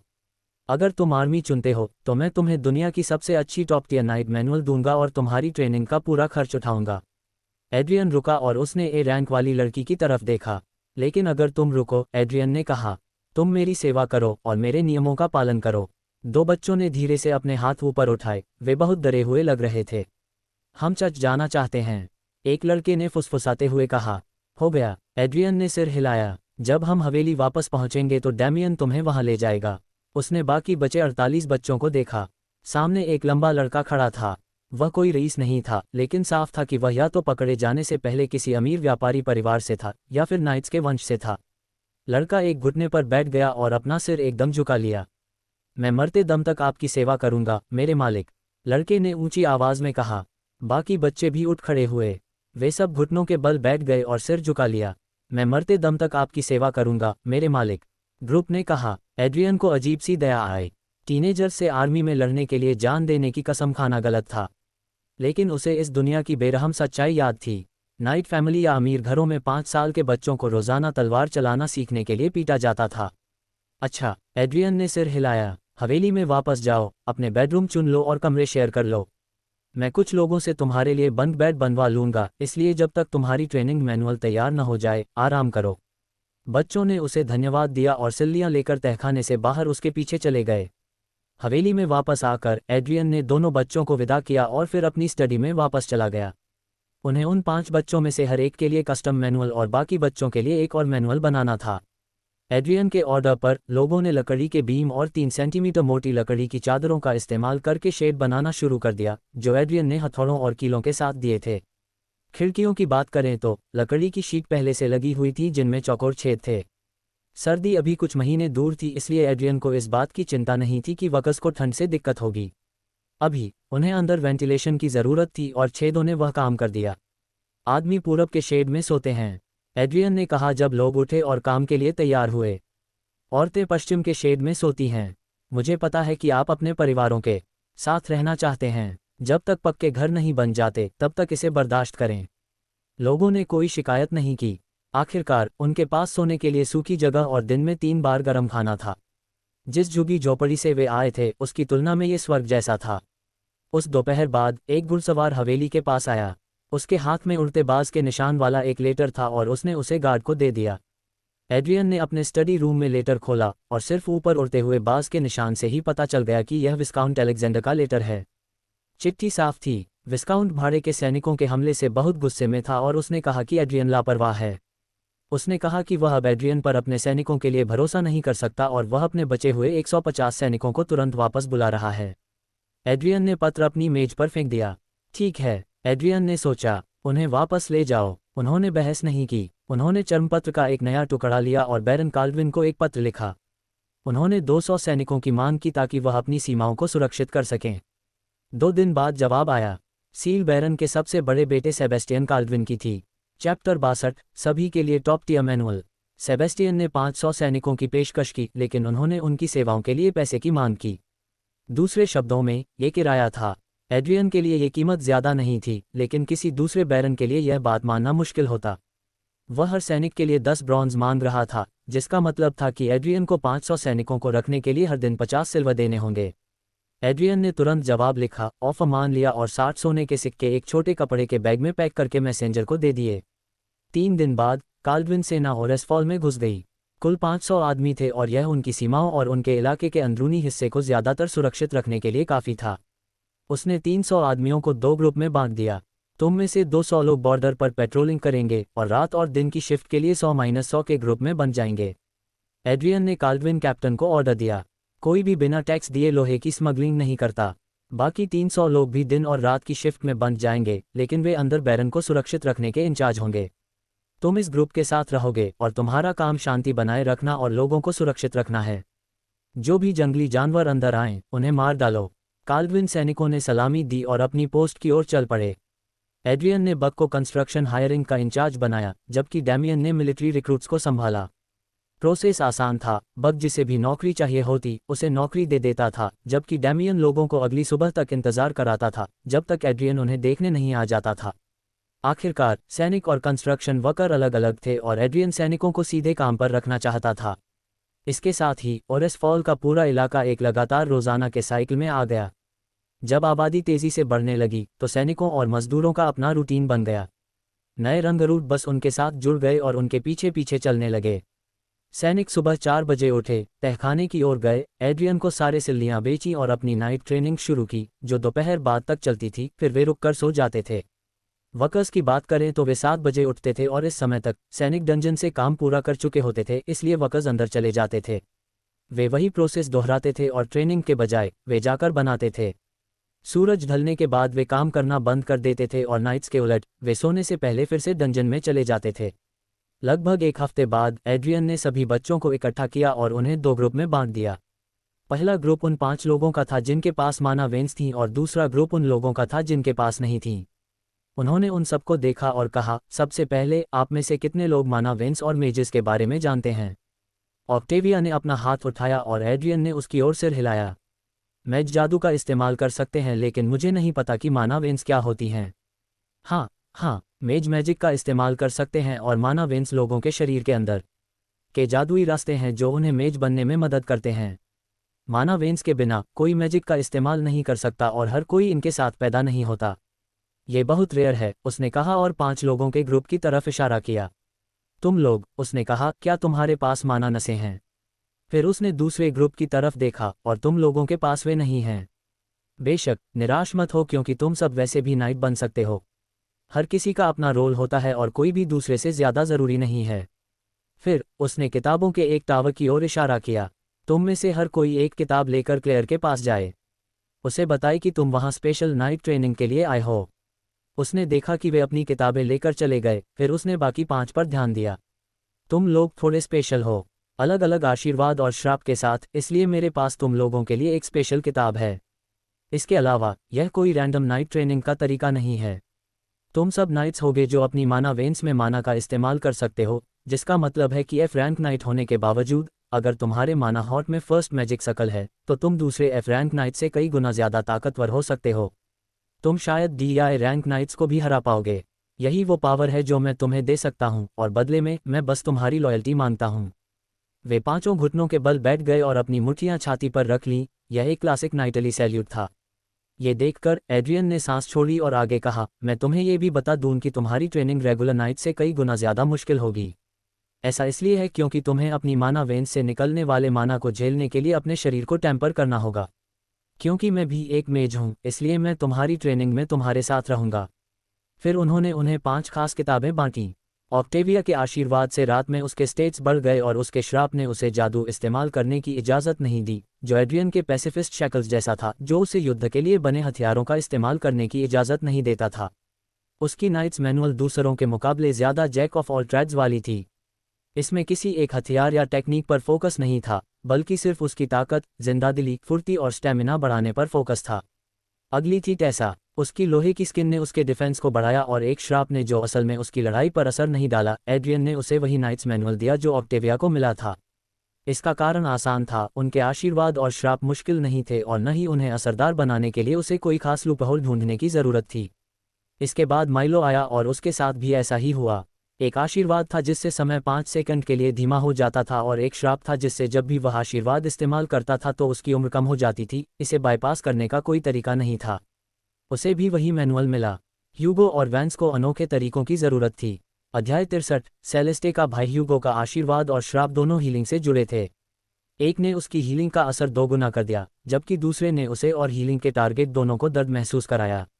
इस वजह से एड्रियन ने उसे एक ट्रेनिंग मैनुअल दिया जिसमें उसे फिजिकल फाइटिंग स्टाइल के साथ अलग अलग हीलिंग स्पेल दिए गए थे।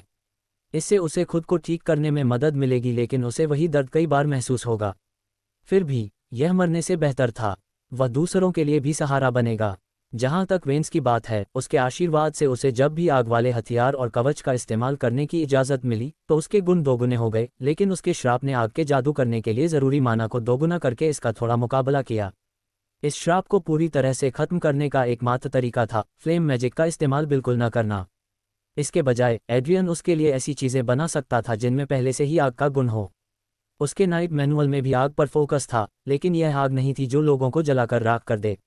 एड्रियन ने फ्रॉस्ट फायर चुना क्योंकि असली लड़ाई में बर्फ ज़्यादा काम की होती है, खासकर जब वेंस ऊंचे रैंक वाले नाइट से लड़ता था। वजह आसान थी, असली आग उसके लगाए घावों को जला देती थी, जिससे घाव अपने आप भर जाते थे। ज़्यादा डैमेज देने के लिए खुले घाव ज़रूरी थे और असल में आग से इसमें कोई मदद नहीं मिली। ये रेगुलर सैनिकों और उन लोगों के खिलाफ काफ़ी असरदार था जो हाई रैंक के नाइट नहीं थे, लेकिन एड्रियन का मकसद वह नहीं था। वह चाहता था कि वैंस उसके लेवल से ऊपर लड़ सके, और फ्रॉस्ट फायर ने यह मुमकिन कर दिया। फ्रॉस्ट फायर ने उसके दुश्मनों के घाव भी भर दिए अगर उन्हें काटा गया हो, लेकिन इसने आसपास की मसल्स को भी जमा दिया, जिससे उसके दुश्मन की लड़ने की काबिलियत पर काफ़ी असर पड़ा। इसके अलावा गर्म लपटें आम थीं, इसलिए ज़्यादातर ऊंचे रैंक वाले नाइट्स असल में उनके प्रति टॉलरेंस बढ़ाने के लिए ट्रेनिंग लेते थे। लेकिन फ्रॉस्ट फायर जादूगरों में भी बहुत कम होता था, जिसका मतलब था कि लंबी दूरी के स्पेल भी बहुत असरदार हो सकते थे। एड्रियन का सोचने का तरीका बहुत आसान था। फ्रॉस्ट फायर एक आग थी, लेकिन इसे अभी भी बर्फ वाला जादू माना जाता था। हालांकि एक तरीका था जिससे वह इस बात का गलत इस्तेमाल कर सकता था कि यह अभी भी एक आग थी। हथियारों और आर्मर को एक ऐसा एन्चेंटमेंट दे जो आमतौर पर आग को बढ़ाता है, जो एक फायर एट्रीब्यूट एन्चेंटमेंट था। हॉट और कोल्ड फ्लेम दोनों को फ्लेम माना जाता था, जिसका मतलब था कि वेंस फ्रॉस्ट फ्लेम का इस्तेमाल करके अपने श्राप को आसानी से इग्नोर कर सकता था। जितने भी लूपहोल मैं इस्तेमाल कर सकता हूं, उन्हें देखते हुए स्किल सिनर्जी के मामले में वैंस मेरा सबसे अच्छा टैलेंट होगा। ऑक्टेविया सिर्फ माना में फ़र्क से ही उसे हरा सकती है। आखिरकार ए रैंक माना वेंस बहुत मजबूत होती हैं, बाकी 3 भी ज़्यादा पीछे नहीं होंगी। उसने सोचा और अपने डंजन से 2 किताबें निकालीं। तभी आर्या अंदर आए और एड्रियन ने मुस्कुराते हुए उसे एक किताब दी। ये लो, पापा को एक ट्रेनिंग मैनुअल मिल गया है जो मेज को नाइट ट्रेनिंग के लिए अपने माना हाथ से इस्तेमाल करने में मदद कर सकता है, उन्होंने कहा, और जब उसने किताब खोली तो उसके सिर पर थपथपाया। यह उनकी अपनी किताब का एक हल्का वर्षन था और इसका कारण आसान था। वह अभी भी 5 साल की थी और असल ट्रेनिंग के तरीकों का क्रूर स्वभाव कुछ ऐसा था जिससे वह उसे गुजरने नहीं देना चाहता था। इस वजह से उसने अपनी किताब के 3 वर्षन बनाए थे। एक धीमा था लेकिन उससे सबसे कम दर्द हुआ, दूसरा बीच का रास्ता था और तीसरा वह था जिसे वह इस्तेमाल करने का प्लान बना रहा था। असल में पूरी किताब जिससे उसे सबसे अच्छी एफिशिएंसी मिली, लेकिन इसकी कीमत उसे बहुत ज़्यादा दर्द सहना पड़ा। टीनेजर्स के साथ भी ऐसा ही था। उन सभी 5 को वो किताबें मिली जो दोनों दुनियाओं के सेंटर में थीं। उन्हें दर्द से गुजरना था, लेकिन यह आर्या के दर्द से ज़्यादा तेज था, लेकिन एड्रियन के दर्द से बहुत कम बेरहम था। अपने कमरे में वापस जाओ और इसे पढ़ो। तुम जब चाहो ट्रेनिंग शुरू कर सकती हो और अगर तुम्हारे कोई सवाल हैं तो तुम मुझसे या क्लेयर से पूछ सकती हो, उसने कहा और आर्या ने सिर हिलाकर हाँ कर दी और कमरे से बाहर चली गई। उसके जाने के बाद एड्रियन ने गहरी सांस ली और अपना एक ड्रॉअर खोला और एक बिना सील वाला लिफाफा उठाया। युद्ध में योगदान देने का आदेश गलत समय की बात है। उस दिन तीसरी बार इसे पढ़ते हुए उसने सोचा, अपने इलाके पर हमले के 2 हफ्ते भी नहीं हुए थे कि उन्हें लालच के साम्राज्य के खिलाफ लड़ाई में मदद करने का आदेश दिया गया। खुशकिस्मती से मेरे पास जवाब देने के लिए 3 महीने का समय है। उसने चिट्ठी वापस अपनी दराज में फेंकते हुए कहा, इससे पहले कि वह डेमियन से हर्बोलॉजिस्ट और पोशन मास्टर सेलेस्टे को बुलाता। क्योंकि अब उसके इलाके में कोई घर नहीं बचा था, इसलिए सेलेस्टे और कैसियस दोनों के परिवार कुछ समय के लिए उसकी हवेली में रहने लगे। वह अंदर चली गई, लेकिन उसका भाई भी उसके साथ था। एड्रियन ने उनकी तरफ देखा, तो केलम, तुम्हें कैसा लग रहा है? उसके भाई ने सिर हिलाया, मुझे अब बहुत अच्छा लग रहा है मेरे मालिक। अगर मैं दवा पीता रहूं तो मैं 1 महीने में अपना जादू फिर से इस्तेमाल कर पाऊंगा। एड्रियन मुस्कुराया, उसे इन भाई बहनों पर जैकपॉट लग गया था। पहले तो उसे पता नहीं था, लेकिन कैलम कोई आम आदमी नहीं था। वह खुद से सीखा हुआ 4th सर्कल मेज था, एक ऐसा इंसान जो असल लड़ाइयों में अच्छा असर डाल सकता था। हालांकि वह असल में कोई बैटल मेज नहीं था, इसके बजाय वह रूनस्मिथिंग और एचेंटमेंट्स में माहिर था। यह अच्छी बात है, आराम करो और ठीक होने की पूरी कोशिश करो। आखिर मुझे भविष्य में तुम्हारी मदद की बहुत ज़रूरत पड़ेगी और ये देखते हुए कि हम जल्द ही युद्ध में जा रहे हैं, मुझे भी तुम्हारे साथ आने की ज़रूरत पड़ सकती है। समझ गया मेरे मालिक, केलम ने कहा और एड्रियन ने सेलेस्टे की तरफ देखा। सेलेस्टे, क्या तुमने दवा तैयार कर ली? लड़की ने सिर हिलाया, लेकिन उसका एक्सप्रेशन बहुत सीरियस था। मैंने किया, लेकिन सक्सेस रेट बहुत कम है। मैं सिर्फ एक ही शीशी बना पाए, उसने कहा और हरे लिक्विड से भरी एक छोटी शीशी निकाली। एड्रियन मुस्कुराया, ये काफ़ी है। चैप्टर 64 मैजिक नाइट ट्रेनिंग शुरू होती है। एड्रियन तहखाने के मेन कमरे में चला गया। सेलेस्टे और उसका भाई उसके ठीक पीछे चल रहे थे। वह खाली जगह के बीच में रुका और उंगलियां चटकाईं। उनके सामने खाली पत्थर की दीवार हिल गई, चट्टान खिसक गई और बीच से फट गई, इससे पहले कि वह एक छिपे हुए कमरे में जाने के लिए एक परफेक्ट दरवाज़ा बन जाए। एड्रियन अंदर आया और सेलेस्टे और कैलम उसके पीछे अंदर चले गए। दरवाज़ा उनके पीछे बंद हो गया। फ्लैट छत से हल्की जादुई रोशनी आ रही थी। केलम ने ऊपर देखा और भौहें चढ़ा लीं। रोशनी का सोर्स कहाँ था? हर जगह खाली पत्थर था और अभी दरवाज़ा खोलने वाली उस ट्रिक का कोई फिजिकल मतलब नहीं था। ठोस पत्थर ऐसे हिल रहा था जैसे उसका अपना दिमाग हो, लेकिन उसने अपना मुंह बंद रखा। किसी अमीर आदमी पर सवाल उठाना ज़बान खोने का एक आसान तरीका था और उसने लोगों को ये गलती करते और जल्द ही पछताते देखा था। एड्रियन ने मुड़कर भाई बहनों को देखा। कैलम एक सेल्फ टीच्ड 4th सर्कल मेज, एक जीनियस रूनस्मिथ और एक एचेंटमेंट एक्सपर्ट था। सेलेस्टे मेज नहीं थी, लेकिन वह असल में एनाटॉमी और पोशन के बारे में सब कुछ जानती थी। वे उस एक्सपेरिमेंट के लिए परफेक्ट टीम थे जो वह करने वाला था। मुझे बाथटब चाहिए, एड्रियन ने कहा। कैलम ने पलकें झपकाईं। उसने पूरी तरह खाली पत्थर के कमरे में चारों ओर देखा। इससे पहले कि उनमें से कोई कुछ बोल पाता, कमरे के ठीक बीच में एक बहुत बड़ा सिरेमिक टब आ गया। सेलेस्टे मुंह खोले खड़ी थी। एड्रियन ने उनके शौक को पूरी तरह नज़रअंदाज कर दिया। उसने अपनी जेब में हाथ डाला और एक छोटी कांच की शीशी निकाली। उसमें वही हल्के हरे रंग की दवा थी जो सेलेस्टे ने उसके लिए पहले बनाई थी। क्योंकि लिक्विड एक बार तहखाने में जा चुका था, इसलिए सिस्टम ने पहले ही उसकी सही केमिकल और जादुई प्रॉपर्टीज़ रिकॉर्ड कर ली थीं। इसका मतलब है कि जब तक वह कुछ माना खर्च करने को तैयार था, उसके पास लिक्विड की अनलिमिटेड सप्लाई हो सकती थी। सिस्टम, टब को इस लिक्विड से भर दो, एड्रियन ने सोचा। हरा पोषण बाथटब के अंदर तब तक भरता रहा जब तक वह लगभग किनारे तक नहीं पहुंच गया और कच्ची जड़ी बूटियों की गंध उनकी नाक में घुसने लगी। एड्रियन के लिए यह बहुत ज़्यादा तेज़ थी। हालांकि भाई बहनों को वे पूरी तरह से ठीक लग रहे थे, जिसका कारण ज़्यादातर ये था कि वे सालों से ऐसी गंधों के संपर्क में थे। एड्रियन ने अपनी बेल्ट से एक छोटा चमड़े का थैला खोला और उसे कैलम की ओर फेंक दिया। माना पत्थरों को बाथटब में फेंक दो, एड्रियन ने कहा। कैलम ने उसे पकड़ा और अंदर देखा। एक बैग में चमकते क्रिस्टल देखकर वह आदमी ऐसे जम गया जैसे उसने शाही खजाना पकड़ा हो। वह ध्यान से आगे बढ़ा और एक एक करके पत्थरों को हरे लिक्विड में डाल दिया। एड्रियन ने अपनी शर्ट के बटन खोलने शुरू कर दिए। वह एक बैरन था और यह सूट कस्टम टेलर्ड था और बहुत महंगा था। इस पर खून लगना एड्रियन का बिल्कुल भी इरादा नहीं था। उसने अपने ज़्यादातर कपड़े उतार दिए और उन्हें एक कोने में फेंक दिया। उसने तहखाने से एक चपटी स्टील की प्लेट बनाने को कहा। भारी मेटल की डिस्क जोरदार आवाज़ के साथ फर्श पर आ गई। इसके बाद एड्रियन ने एक लकड़ी का बोर्ड बनाया और उसे कोयले के एक टुकड़े के साथ कैलम को दे दिया। मेरे लिए एक मैजिक शकल बनाओ, एड्रियन ने कहा। मुझे एक फंक्शनल शकल चाहिए जो माना को खास इंस्ट्रक्शन दे। कैलम ने भौहें चढ़ाईं। कैसे निर्देश हैं मेरे मालिक? मैं चाहता हूं कि यह इंसान के शरीर को अंदर से तोड़ दे, एड्रियन ने आराम से कहा।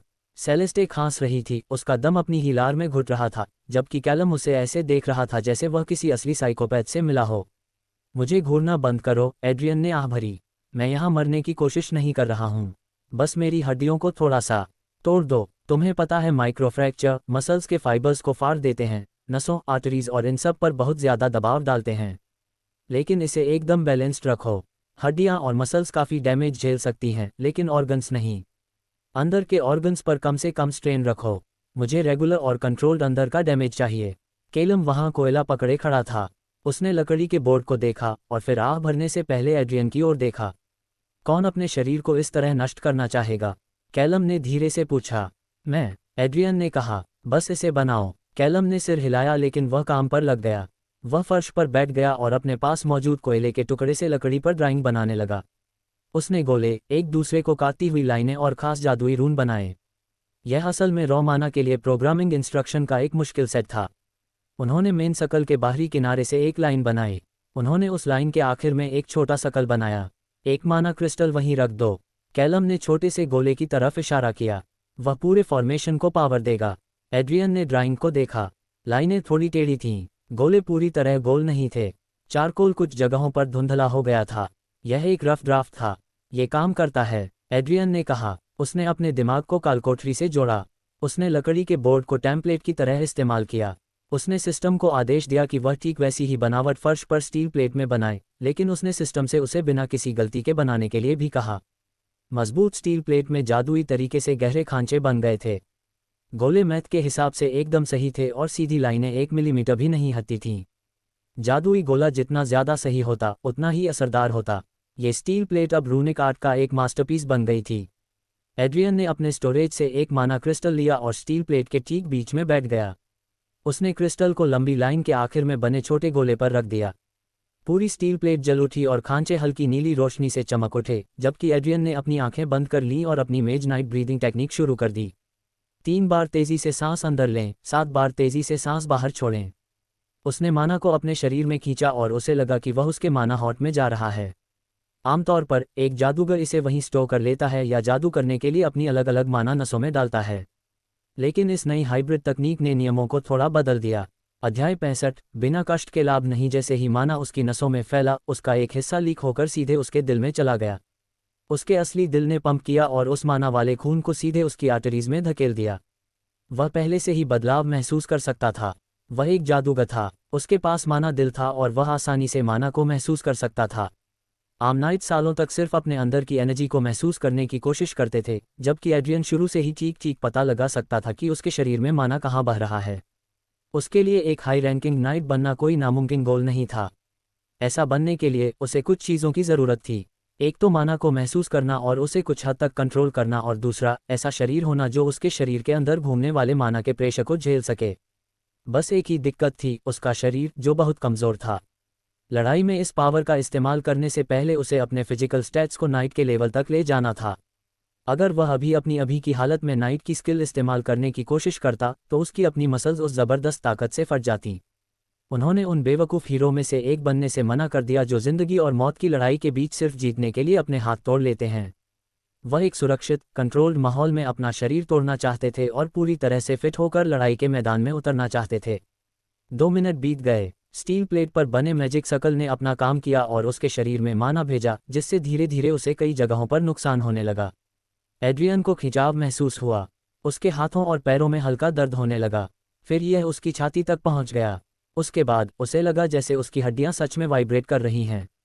मसल्स टाइट हो गईं और जल्द ही वे फटने लगी, लेकिन वह फिर भी सांस लेता रहा। 3 बार अंदर और 7 बार बाहर। वह बस वहीं बैठा रहा और नुकसान बढ़ाता रहा। उसकी नाक से खून बहने लगा और एक मोटी बूंद उसकी छाती पर गिर गई। इसके तुरंत बाद उसकी स्किन सूखने लगी। यह उसकी मसल्स पर खींच गई और फिर फटने लगी। उसकी बाहों और कंधों पर छोटे छोटे कट लग गए और छिलती हुई स्किन से खून बहने लगा। सेलेस्टे ने उसे देखते ही हौंफते हुए कहा। वह आधा कदम आगे बढ़ी ही थी कि एड्रियन ने अपना कांपता हुआ हाथ उठाकर उसे रोक दिया। उसका पूरा शरीर ऐंठ गया। उसने अपना जबड़ा इतना जोर से बंद कर लिया कि उसके दाढ़ के दांत टूट गए। कोई चीख नहीं निकली। दर्द एकदम नए लेवल पर पहुंच गया। कोई उसकी पसलियों पर हथौड़ा मार रहा हो और उसका खून सचमुच भाप बन रहा हो। बिल्कुल ऐसा ही महसूस हो रहा था। 60 सेकंड बचे थे। वह तब तक डटा रहा जब तक कि उसका दिमाग खराब होने वाला नहीं हो गया। एड्रियन ने अपना वजन एक तरफ फेंका। वह स्टील प्लेट से उतरा और उसका कंधा ठंडे पत्थर की टाइलों से टकराया। उसने बेचैनी से सांस ली। उसने अपनी चीखें गले में ही दबाए रखने के लिए अपने हाथों को कसकर मुट्ठियों में भींच लिया था। घेरे से बाहर निकलने से भी दर्द जादुई तरीके से खत्म नहीं हुआ। उसकी नसें अभी भी जल रही थीं। तब एड्रियन ने कर्कश स्वर में कहा। कैलम और सेलेस्टे ऊपर चढ़े। उन्होंने अपने हाथ उसकी बगलों के नीचे डाले और उसके मरे हुए वजन को ऊपर खींच लिया। उसे घसीटते हुए फर्श पर ले गए। उन्होंने उसे लगभग सिरेमिक रिम पर फेंक दिया। हरा कीचड़ बाहर निकलकर पत्थर पर जमा हो गया। यह कोई बेसिक हीलिंग पोशन नहीं था।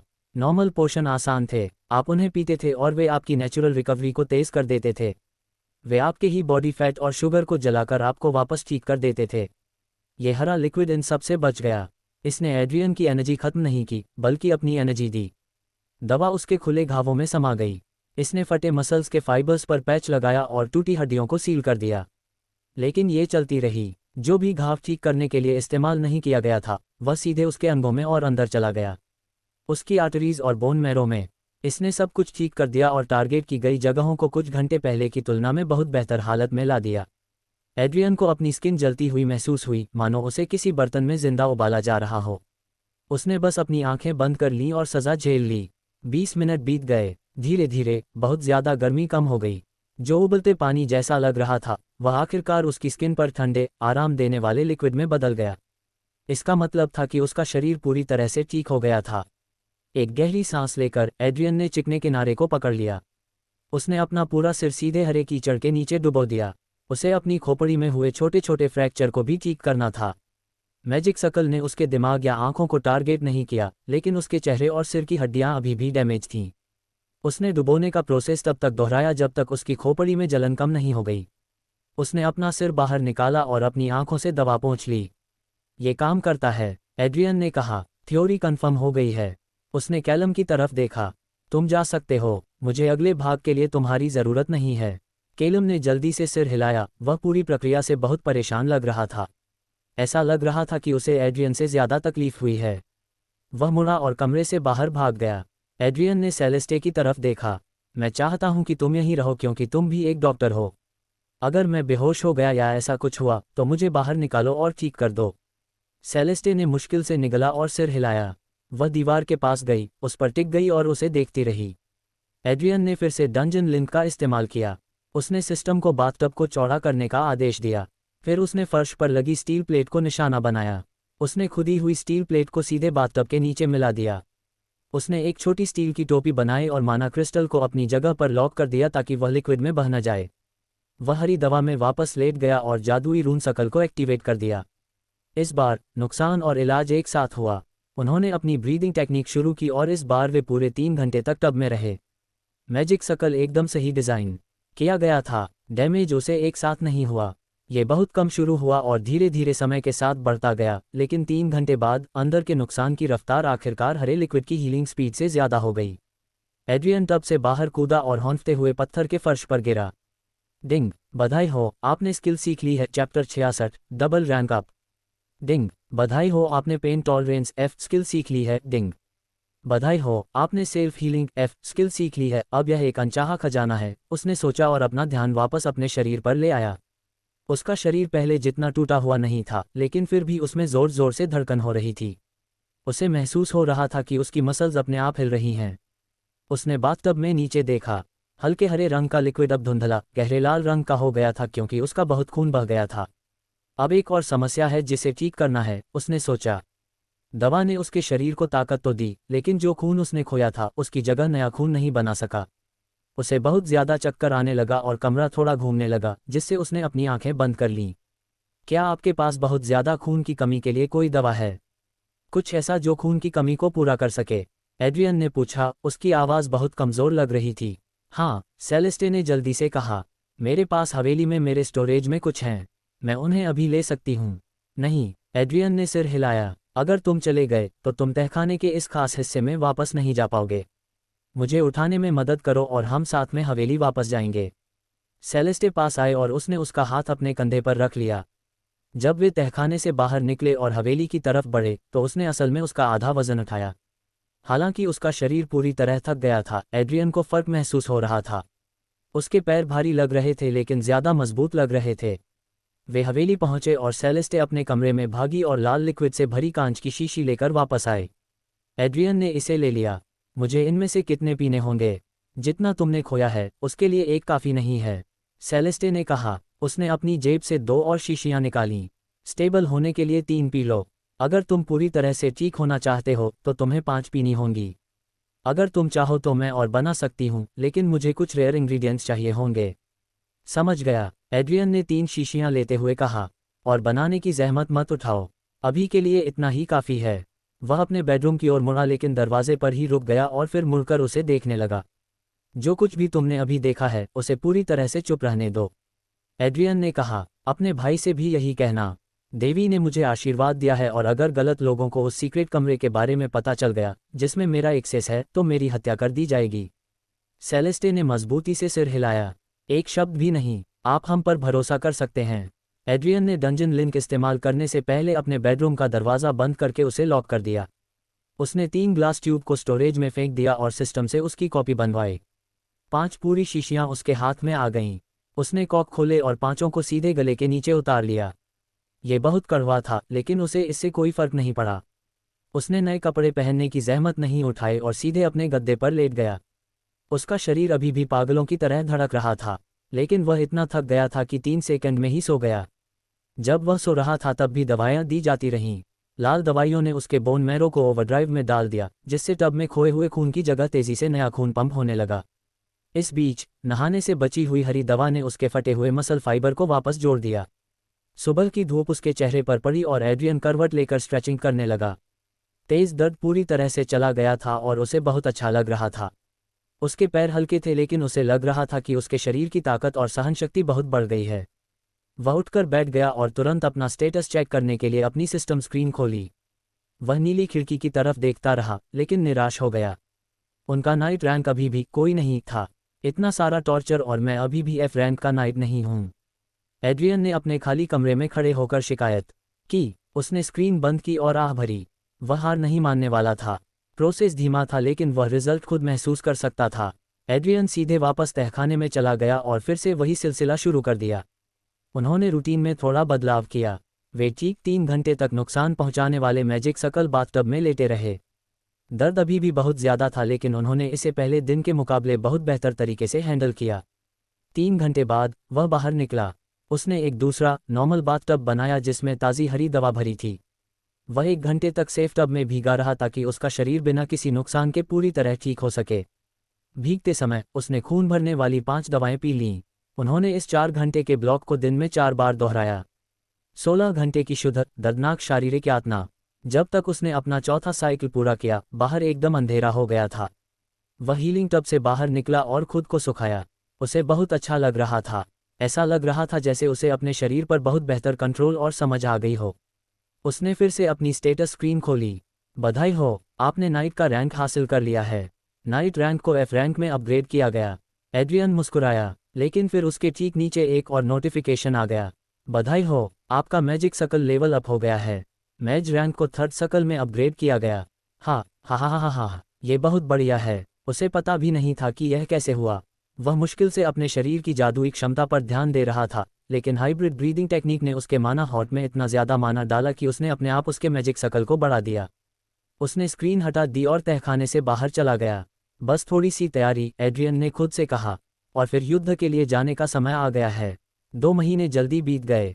एड्रियन अपनी हवेली के सामने के गेट के पास खड़ा था। उसने सोने की नक्काशी वाला अपना कस्टम सफ़ेद सूट पहना हुआ था। आर्या उसके ठीक सामने खड़ी थी। उसने आज गहरे नीले रंग की ड्रेस पहनी थी। वह इतनी जोर से मुंह बना रही थी कि उसके गाल फूले हुए लग रहे थे।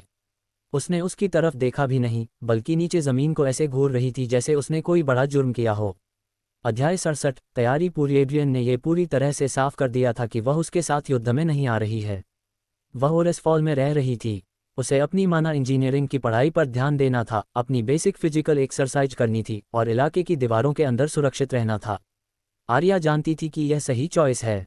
वॉरजोन 5 साल के बच्चे के लिए कोई जगह नहीं थी, लेकिन फिर भी उसे इससे नफरत थी। वह बस उसके पास रहना चाहती थी। अगर मैं अभी उसके साथ नहीं जा सकती, तो मुझे ऐसे कदम उठाने होंगे जिससे वह अगली बार मुझे साथ ले जाने के लिए मजबूर हो जाए। उसने मन बनाते हुए सोचा। पापा, आर्या ने ऊपर देखा, क्या मुझे कुछ माना क्रिस्टल मिल सकते हैं? जब आप जा रहे हों तो मैं कुछ टेस्टिंग करना चाहती हूँ। ज़रूर, जो भी तुम्हें चाहिए। एड्रियन मुस्कुराया और उसने अपनी जेब में हाथ डाला और तहखाने से माना क्रिस्टल का एक छोटा बैग निकाला और उसे दे दिया। उसने ऊपर देखा और कैलम से आंख मिलाई। रनस्मिथ कुछ फीट दूर खड़ा था, जिसे एड्रियन ने ऑफिशियली एरिया का मैजिक ट्यूटर अपॉइंट किया था। उसका ख्याल रखना, एड्रियन ने कैलम से कहा। ध्यान रखना कि एक्सपेरिमेंट करते समय उसे कोई चोट न लगे। उसे सुरक्षित रखना। आपका वचन है, मेरे स्वामी। कैलम ने सिर झुकाकर प्रणाम किया। एड्रियन अपनी सेना का सामना करने के लिए मुड़ा। वह अपनी पूरी मिलिट्री फोर्स नहीं ले जा रहा था। उसने अपने साथ मार्च करने के लिए ठीक 60 लोगों को चुना था। क्लेयर फॉर्मेशन में सबसे आगे खड़ी थी और स्लेव मार्केट के 5 एलीट बच्चे एक तरफ खड़े थे।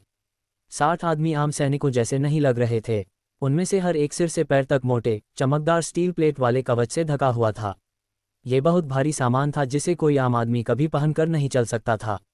लेकिन ये लोग अब आम लोग या रेगुलर सैनिक नहीं थे। एड्रियन गर्व से मुस्कुराया। तो तुम लोग आखिरकार नाइट रैंक तक पहुंच गए। 60 आदमी खड़े थे और अब वे सभी एफ रैंक के नाइट थे। क्लेयर के अंडर में मुश्किल ट्रेनिंग और लगातार डंजन में भागना काम आ गया था। हम जंग में जा रहे हैं, एड्रियन ने जोर से कहा।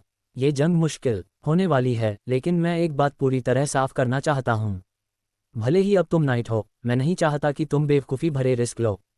तुम्हारी हर एक जान मेरे लिए मायने रखती है और मैं अपने रैंक में एक भी मौत नहीं देखना चाहता। समझे? जी, मेरे स्वामी। 60 आदमी एक साथ चिल्लाए। तुम्हारा मकसद अपनी सुरक्षा को पहले रखना है, एड्रियन ने आदेश दिया। अगर किसी दूसरी सेना का कोई बेवकूफ़ कमांडर तुम्हें सुसाइड मिशन पर भेजने की कोशिश करे तो तुम मना कर देना। तुम सिर्फ मेरे और क्लेयर के सामने जवाबदेह हो। उसने उनके हथियारों को देखा। ज़्यादातर नाइट्स की पसंदीदा स्टैंडर्ड सिंगल लॉन्गर स्वॉर्ड के बजाय इस यूनिट के हर आदमी के एक हाथ में स्टील की आर्मिंग तलवार और दूसरे हाथ में स्टील की भारी काइट शील्ड थी। ये पूरी तरह से डिफेंसिव फॉर्मेशन था। एड्रियन ने उनके पीछे अपने बाकी सैनिकों की ओर देखा। ट्रेनिंग के मैदान में सैकड़ों सैनिक सावधान की मुद्रा में खड़े थे। उन्होंने चेनमेल पहना हुआ था और लकड़ी की प्रैक्टिस तलवारें ले रखी थीं। वे अभी नाइट नहीं बने थे। तुम सब यहीं रहो, एड्रियन ने भारी भीड़ से कहा। तुम्हारा काम ओरेस फॉल की रक्षा करना है। अगर मेरे जाने के बाद कोई इस इलाके पर हमला करता है तो तुम उसे बिना किसी हिचकिचाहट के मार डालो। उसने बग से आंखें मिलाईं। गंजा एडवेंचरर डिफेंस फोर्स में सबसे आगे खड़ा था और पिछले हफ्ते वह भी एफ रैंक तक पहुंच गया था। बक, तुम कमांड में हो, एड्रियन ने कहा। मुझे निराश मत करो, मैं अपनी जान देकर भी इस देश की रक्षा करूंगा, लॉर्ड एड्रियन। बक ने सैल्यूट किया। एड्रियन ने आखिरकार अपना ध्यान उन 43 बच्चों की ओर लगाया। उन्होंने भारी स्टील प्लेट वाला आर्मर नहीं पहना था। इसके बजाय उन्होंने ज़्यादा चलने फिरने के लिए डिज़ाइन किया गया कस्टम फिटेड लेदर और चेनमेल पहना था। और उनके पास बाकी सैनिकों की तुलना में अलग हथियार थे। एड्रियन ने पिछले 2 महीनों में अपना खाली समय अपने डिज़ाइन को बेहतर बनाने में बिताया था। वह सिंगल शॉट प्रोटोटाइप राइफल से आगे बढ़ गया। हर बच्चे के हाथ में एक शानदार बोल्ट एक्शन राइफल थी। उनके पास रिसीवर के नीचे से निकली हुई 10 राउंड की बॉक्स मैगजीन भी थी। एक नज़र में आग्नेयास्त्रों का जानकार शौकीन व्यक्ति भरोसे के साथ कह सकता है कि यह उस महान डिलिस्ले कमांडो कार्बाइन जैसा दिखता है जिसका इस्तेमाल दूसरे विश्व युद्ध में किया गया था। बच्चों को ठीक ठीक पता था कि उन्हें कैसे इस्तेमाल करना है, क्योंकि एड्रियन ने उन्हें डंजन फायरिंग रेंज में बेरहमी से ड्रिल करने की वजह से उन्हें बहुत प्रैक्टिस कर ली थी। अब वे अच्छे शूटर बन गए थे। चलो चलें, एड्रियन ने कहा। वह चलने लगा। 60 स्टील के कपड़े पहने योद्धा उसके पीछे एकदम तालमेल में चल रहे थे। क्लेयर और 5 बच्चे उसके ठीक बगल में चल रहे थे। जब वे इलाके से बाहर निकलने की तरफ बढ़ रहे थे तो एड्रियन ने चारों ओर देखा। और एसफॉल की सुरक्षा दीवारें अभी भी बन रही थीं। छेनी से तराशे गए पत्थर के बड़े बड़े ब्लॉक और सीमेंट की मोटी परतें धीरे धीरे शहर के चारों ओर एक ऊंची दीवार बना रही थीं। एड्रियन ने सिर्फ इस नए सीमेंट को बनाने के लिए एक अलग टीम बनाई थी। वह चाहता था कि जाने से पहले वह दीवारें पूरी कर ले, लेकिन युद्ध के बुलावे को उसके शेड्यूल की कोई परवाह नहीं थी। चलते समय वह सोचने से खुद को रोक नहीं पाया। कैलम के पास तहखाने के अंदर छिपे कमरों का एक्सेस है, इसलिए वह घर बनाने के लिए ज़रूरी सारी लकड़ी निकाल सकता है। दीवारें बैरोनी के आसपास के नेचुरल मटेरियल का इस्तेमाल करके बनाई जा सकती हैं, इसलिए ये भी कोई प्रॉब्लम नहीं होगी। खाने का ध्यान डेमियन रखेगा और आर्या अच्छे हाथों में है। अगर कोई अटैक करता है तो राइफल स्क्वाड उन्हें बर्बाद कर सकती है, इसलिए मुझे और चिंता करने की कोई बात नहीं है। क्लेयर और सैनिक चलते हुए इधर उधर देखने लगे। शहर में तेजी थी और कंस्ट्रक्शन टीम दिन रात काम कर रही थी। ये देखकर क्लेयर हैरानी से एड्रियन को देखे बिना नहीं रह सकी। जब वह उसके साथ शामिल हुई तो उसके पास एक भी सैनिक नहीं था, लेकिन अब और एसफॉल की सेना 2000 से ज़्यादा आदमियों की हो गई थी। एक आम बैरोनी में शायद 500 सैनिक होते थे, लेकिन ओरेसफॉल के पास एक अमीर काउंट जितनी सेना थी। वे इलाके से निकलकर मेन कच्ची सड़क पर आ गए। अध्याय 68 सैन्य शिविर। एड्रियन ने जानबूझकर इस यूनिट के लिए घोड़े नहीं खरीदे थे। वह चाहता था कि उसके नए नाइट्स पूरी तरह से रेगुलर ट्रेनिंग पर फोकस करें। आखिर तलवार और ढाल की प्रैक्टिस करते हुए घुड़सवारी सीखने के लिए 2 से 3 महीने काफ़ी नहीं थे। वह चाहता था कि वे एक चीज़ ठीक से सीखें, और युद्ध के लिए बिना हथियार चलाना जाने घोड़े की सवारी करने से लड़ना ज़्यादा ज़रूरी था। कई दिनों तक फुल प्लेट आर्मर पहनकर मार्च करना अब उनके लिए फिजिकल कंडीशनिंग का एक और तरीका था। उनका पहला बड़ा पड़ाव बैरन काल्डविन का इलाका था। एड्रियन सीधे काल्डविन एस्टेट के बड़े गेट तक गया और गार्ड ने उसे तुरंत अंदर जाने दिया। बैरन काल्डविन ने आंगन में उनका स्वागत किया। आह एड्रियन, तुम यहाँ हो। तुम अकेले मार्च करने के बजाय मेरे बेटे के साथ क्यों नहीं चलते? सेबेस्टियन हवेली से बाहर निकला।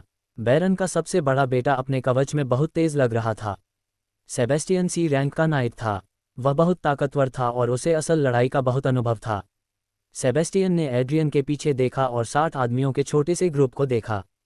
सेबेस्टियन ने माथा सिकोड़ा। उसे पता नहीं था कि ये लोग असली नाइट थे। उसने बस 60 लोगों को बहुत महंगे आर्मर पहने देखा। आप सिर्फ 60 सैनिक लाए हैं? सेबेस्टियन ने पूछा। वह बिल्कुल भी इम्प्रेस नहीं हुआ। मुझे एक छोटा मैनेजेबल ग्रुप पसंद है, एड्रियन ने आसानी से कहा। ठीक है, सेबेस्टियन ने आह भरी। मैं 800 आदमी ला रहा हूँ। तुम बस हमारे पीछे पीछे आ सकते हो। एड्रियन ने कोई बहस नहीं की। 800 सैनिक एक बहुत बड़ी ताकत थी। बैरन काल्डविन का इलाका अपने मिलिट्री जुनून के लिए मशहूर था। पूरी जगह असल में एक बहुत बड़ा बूट कैंप थी और उनके पास लगभग 3000 आदमियों की एक सेना थी। शाही परिवार ने बेसिक ट्रेनिंग के लिए नए रंगरूटों को भी यहाँ भेजा था। सम्राट को काल्डविन पर इतना भरोसा था कि उन्होंने इस मिलिट्री हब को चालू रखने के लिए उसे टैक्स में छूट दे दी। उन्होंने एक रात के लिए काल्डविन एस्टेट में आराम किया। अगली सुबह सेबेस्टियन की सेना निकल पड़ी। सेबेस्टियन ने अपने आदमियों को पैदल चलने के लिए मजबूर नहीं किया। इसके बजाय उसने भारी भरकम घोड़ों से खींची जाने वाली लकड़ी की बड़ी गाड़ियां रखीं, जिनमें हर गाड़ी में 20 सैनिक थे। सेबेस्टियन ने एड्रियन को एक लग्जरी गाड़ी ऑफर की। मैं अपने लोगों के साथ राइड करूंगा। एड्रियन ने ऑफर मना कर दिया। उन्होंने एक स्टैंडर्ड ट्रूप कैरेज ली। उसमें कुछ बेसिक कुशनिंग थी और वह कुछ खास फैंसी नहीं थी, लेकिन यह उन कैरेज से बहुत बेहतर थी जिन्हें दूसरे सैनिक इस्तेमाल करते थे, जिनमें सीट भी नहीं होती थी। उन्हें खड़े होकर ही रहना पड़ता था। एड्रियन क्लेयर, सेलेस्टे और 5 बच्चों के साथ गाड़ी के अंदर बैठा था। जब गाड़ी उबड़ खाबड़ सड़क पर हिल रही थी और उछल रही थी, एड्रियन ने सेलेस्टे की तरफ देखा। यहाँ सिर्फ तुम्हें ही मेडिकल की जानकारी है। मैं अपनी यूनिट की हेल्थ पूरी तरह तुम्हारे हाथों में छोड़ रहा हूँ। ज़्यादा मात्रा में दवाएं तैयार करो। अगर तुम्हें कोई रेयर चीज़ चाहिए तो बस मुझे बताओ और मैं उन्हें ले आऊँगा। समझ गया मेरे मालिक। सेलेस्टे ने गंभीरता से सिर हिलाया। एड्रियन क्लेयर की ओर मुड़ा। वह खिड़की के पास अपनी तलवार गोद में रखकर बैठी थी। एड्रियन ने पूछा, मैंने तुम्हें जो ट्रेनिंग मैनुअल दिया था वह कैसा है? क्या तुम प्रोग्रेस कर रहे हो? क्लेयर मुस्कुराई और वह सच में बहुत खुश लग रही थी। आपकी वजह से मैं पिछले हफ्ते कामयाब हो गई, क्लेयर ने गर्व से कहा। मैं अब सी रैंक की नाइट हूँ। आखिरकार मैं अपने भाई के बराबर रैंक पर हूँ। हालांकि वह 4 साल से सी रैंक पर है, इसलिए उसके पास अभी भी मुझसे ज़्यादा अनुभव है और वह मुझसे कहीं ज़्यादा स्किल्ड भी है। ये बहुत अच्छी खबर है। एड्रियन मुस्कुराया। उसने उन 5 बच्चों को देखा जो गाड़ी के पीछे चुपचाप बैठे थे। उनके हथियार सुरक्षित रखे हुए थे और उन्होंने अभी अपना आर्मर नहीं पहना था। उन्होंने बस सादे ट्रैवल वाले कपड़े पहने थे, लेकिन पिछले 2 महीनों में उनका पूरा व्यवहार बदल गया था। वे अब टूटे हुए गुलामों जैसे नहीं दिखते थे और वे सीधी पीट करके बैठते थे। उनकी आंखें तेज थीं और वे शिकारियों की तरह दिखते थे जो पिंजरे के खुलने का इंतजार कर रहे थे ताकि वे अपनी काबिलियत साबित कर सकें। लेकिन एड्रियन जानता था कि उनके रास्ते में एक बहुत बड़ी साइकोलॉजिकल रुकावट है। उन्होंने कभी किसी इंसान को नहीं मारा था। डंजन गोबलिन को मारना एक बात थी, लेकिन किसी इंसान की जान लेना बिल्कुल अलग बात थी। वह जानता था कि उन्हें जल्द ही वह लाइन पार करनी है, लेकिन उसने इस बारे में बात नहीं की। उसने बस उन्हें आराम करने दिया। 3 हफ्ते की मुश्किल यात्रा के बाद वे आखिरकार पूर्वी सीमा पर पहुंच गए। युद्ध शिविर बहुत बड़ा था, जिसमें मैदानों में हजारों टैंक लगे हुए थे। यह जमीन एड्रियन की पूर्व पत्नी माचियोनेस वनेरा की थी। इस साम्राज्य में मार्क्विस या माचियोनेस का टाइटल खास तौर पर उन अमीरों को दिया जाता था जो बॉर्डर की रक्षा करते थे और उनके पास ज़बरदस्त मिलिट्री ताकत होती थी। ड्यूक के पास ज़्यादा पैसा और पॉलिटिकल पावर होती थी, लेकिन बॉर्डर लॉर्ड्स के पास दुनिया के सबसे सख्त खून के प्यासे वेटरन होते थे। यही वजह थी कि एड्रियन इस जगह से बचना चाहता था। वह जानता था कि उसे इतनी जल्दी इसलिए बुलाया गया था क्योंकि वनीरा उसकी ज़िंदगी मुश्किल करना चाहती थी। एड्रियन मेन कमांड टेंट में चला गया, जबकि क्लेयर उसकी आर्मी की जनरल के तौर पर उसके ठीक पीछे चली गई। उसने बड़ी लकड़ी की मेज के चारों ओर देखा और नॉवेल में दिए गए विवरण और अपनी यादों से चेहरों को पहचान लिया। जनरल वेकर टेबल के सबसे आगे खड़े थे। वह एक बहुत बड़े, जख्मी आदमी थे जो वनीरा की सेना को कमांड करते थे। वनीरा खुद कहीं नहीं दिख रही थीं। वह एक पॉलिटिकल सांप थीं, लड़ाई के मैदान की टैक्टिशियन नहीं, इसलिए उन्होंने असली लड़ाई वेकर पर छोड़ दी। काउंट फ्रैंकस्टीन दाईं ओर खड़ा था, जबकि विस्काउंट अलेक्जेंडर का बेटा ट्रिस्टन बाईं ओर खड़ा था। सिकंदर का बेटा 1000 सैनिक लाया था, काउंट फ्रैंकनस्टाइन 1500 और सेबेस्टियन 800 सैनिक लाया था। जनरल वेकर ने टेबल पर रखे मैप को देखा। अवेरिस के किंगडम ने 50,000 सैनिक इकट्ठा कर लिए हैं। एड्रियन ने भौहें चढ़ाईं। क्या आपके पास अकेले माचियोनेस के तहत 30,000 सैनिक नहीं हैं? जनरल वेकर ने गुस्से से सिर हिलाया। कागज़ पर तो यही हमारी टोटल कैपेसिटी है, लेकिन पिछले साल हमें बहुत ज़्यादा नुकसान हुआ है। बादशाह ने हाल ही में कुछ वजहों से अपना कुछ सपोर्ट वापस ले लिया, मुझे नहीं पता, और अभी हमारे पास 20,000 लड़ने के लिए तैयार सैनिक हैं। उनमें से कई नए भर्ती हुए हैं। वेकर ने मैप की तरफ इशारा किया। आपकी सेना के साथ हमारे पास इस बॉर्डर पर तैनात रहने के लिए लगभग 23,000 आदमी हैं। जनरल ने ऊपर देखा और एड्रियन से आंखें मिलाईं। मुझे रिपोर्ट मिली है कि आपका इलाका तेज़ी से बढ़ रहा है। अध्याय 69, एक राक्षस। मुझे रिपोर्ट मिली है कि आपका इलाका तेज़ी से बढ़ रहा है। वेकर ने कहा, मैंने सुना है कि आपने सैकड़ों किराए के सैनिक रखे हैं और एक बड़ी सेना बनाई है। तो आप सिर्फ 60 आदमी ही क्यों लाए? काउंट फ्रैंकस्टीन जोर से हंसा, जिससे एड्रियन ने उसकी ओर देखा और अपनी भौहें चढ़ा लीं। वह मोटा था, लेकिन उसके पीछे बहुत ताकत छिपी थी। वह तो बस एक धोखेबाज है। काउंट ने एड्रियन का मजाक उड़ाया। शायद उसने ऐसी सेना के बारे में दींगे हाँकी जिसे वह असल में दे नहीं सकता था, या शायद उसे लगता है कि यह सब एक खेल है। एड्रियन का बहुत मन किया कि काउंट के बेवकूफ़ चेहरे पर मुक्का मार दे, लेकिन वह शांत रहा।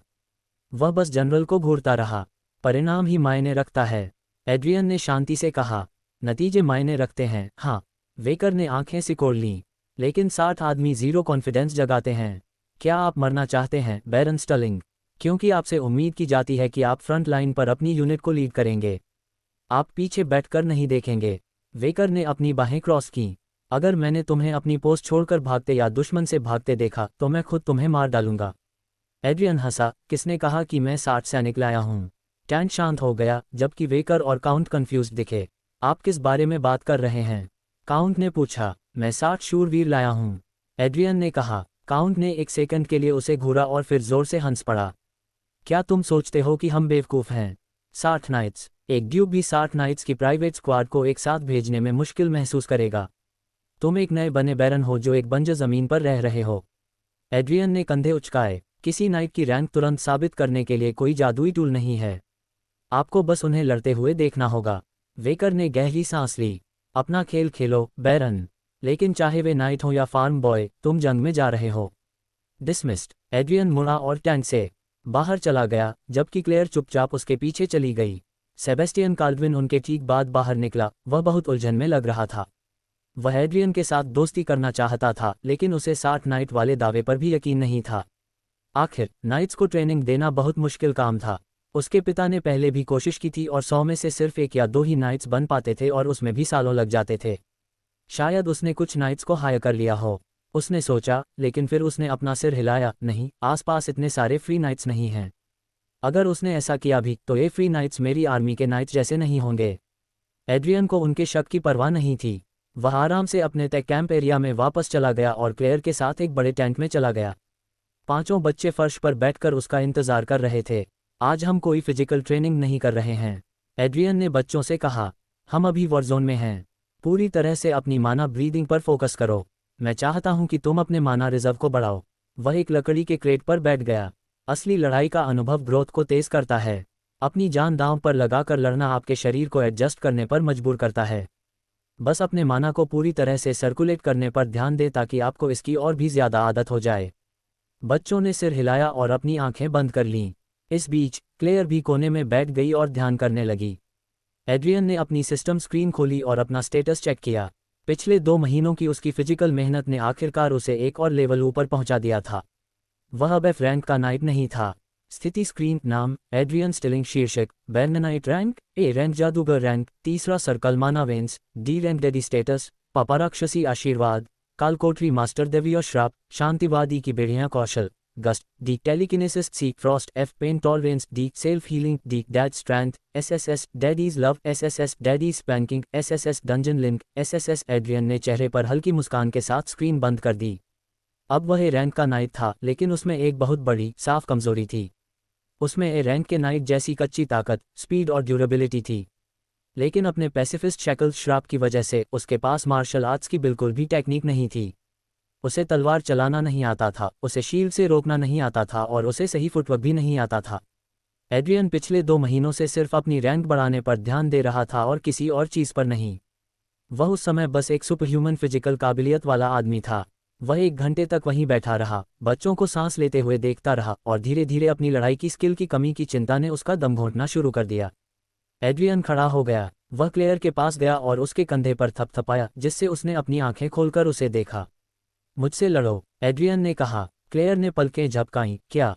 मुझे लड़ना सिखाओ, एड्रियन ने कहा। मैं सिर्फ अपनी मुट्ठियों से लड़ूंगा। क्लेयर हंसी। तो तुमने आखिरकार मेरे साथ ट्रेनिंग करने का फैसला किया। मुझे लगा कि तुमने मुझे सिर्फ एक डेकोरेटिव बॉडीगार्ड के तौर पर हायर किया है। मेरी दूसरी ज़रूरतें थीं। एड्रियन ने अपनी गर्दन के पिछले हिस्से को रगड़ा। लेकिन मुझे अभी प्रैक्टिस की बहुत ज़रूरत है। क्लेयर ने सिर हिलाया। वे दोनों टेंट से बाहर निकले और कैंप के किनारे घास का एक खाली टुकड़ा पाया। क्या तुम अभी तक एफ रैंक पर हो? क्लेयर ने अपनी बाहें फैलाते हुए पूछा। मुझे पता है कि तुम कुछ अजीब मेज ट्रेनिंग कर रहे थे। मैंने 2 हफ्ते पहले ए रैंक हासिल की थी, एड्रियन ने आराम से कहा। क्लेयर ठिठक गई। वह कुछ सेकंड तक चुपचाप उसे देखती रही और मुस्कुराई। मजाक बंद करो। सच में, तुम्हारी रैंक क्या है? मैं मजाक नहीं कर रहा हूँ, एड्रियन ने कहा। मैं ए रैंक का हूँ। क्लेयर पूरी तरह हैरान दिखी। तुम 2 महीने में ए रैंक पर पहुंच गए और तुम्हें तो ठीक से मुक्का मारना भी नहीं आता। मैच ट्रेनिंग अलग होती है, एड्रियन ने आसानी से झूठ बोला। मैंने माना को अपने शरीर में डालने के लिए एक बहुत खास तरीका इस्तेमाल किया। इससे फिजिकल वेपन फॉर्म की ज़रूरत नहीं पड़ी। क्लेयर ने सिर हिलाया। ये डरावना है, हथियारों की कमी को भूल जाओ, लेकिन स्पीड, यह अपने आप में क्रेजी है। मुझे एफ रैंक तक पहुंचने में ही पूरा 1 साल लग गया, उसने कहा और सिर हिलाया। लेकिन ठीक है, हम कल जंग में जा रहे हैं और हमारे पास धीरे धीरे बेसिक स्टांस या टेक्स्ट बुक फॉर्म्स को अपनाने का टाइम नहीं है। मैं तुम्हें तब तक पीटती रहूंगी जब तक तुम एक्सपीरियंस और इंस्टिंक्ट से जिंदा रहना नहीं सीख जाते। मेरे लिए काम करता है। एड्रियन ने अपनी मुट्ठियां उठाईं। अध्याय 70 इडियट काउंट। बिना कोई वार्निंग दिए वह बिजली की तेजी से आगे बढ़ी और सीधे उसके चेहरे पर वार किया। एड्रियन ने देखा कि यह हो रहा है और उसने पीछे झुकने की कोशिश की, लेकिन उसका फुटवर्क पूरी तरह से फेल हो गया। वह अपने ही जूतों पर फिसल गया और ज्यादा दूरी नहीं बना सका। क्लेयर की मुट्ठी उसके जबड़े से टकराए। जमीन पर गिरते ही उसके मुंह में खून भर गया। जमीन पर छूते ही वह लुढ़क गया, सीधे अपने पैरों पर खड़ा हुआ और खून घास पर थूक दिया। पेन टॉलरेंस ने एकदम सही काम किया। उसे वार का जोर महसूस हुआ, लेकिन दिमाग को हिला देने वाला अनुभव आते ही गायब हो गया। मुक्का बस एक हल्की चुभन जैसा लगा।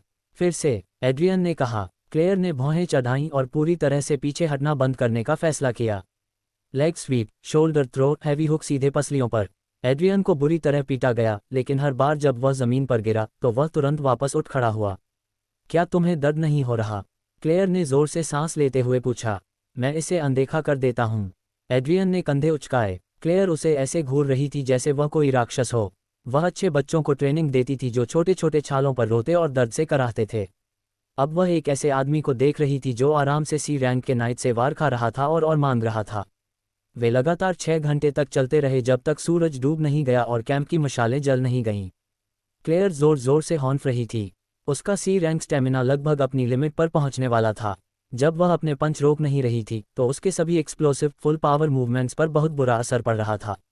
एड्रियन एक ऐसे आदमी जैसा लग रहा था जिसे जंगली लोगों के एक ग्रुप ने पीटा और टॉर्चर किया हो।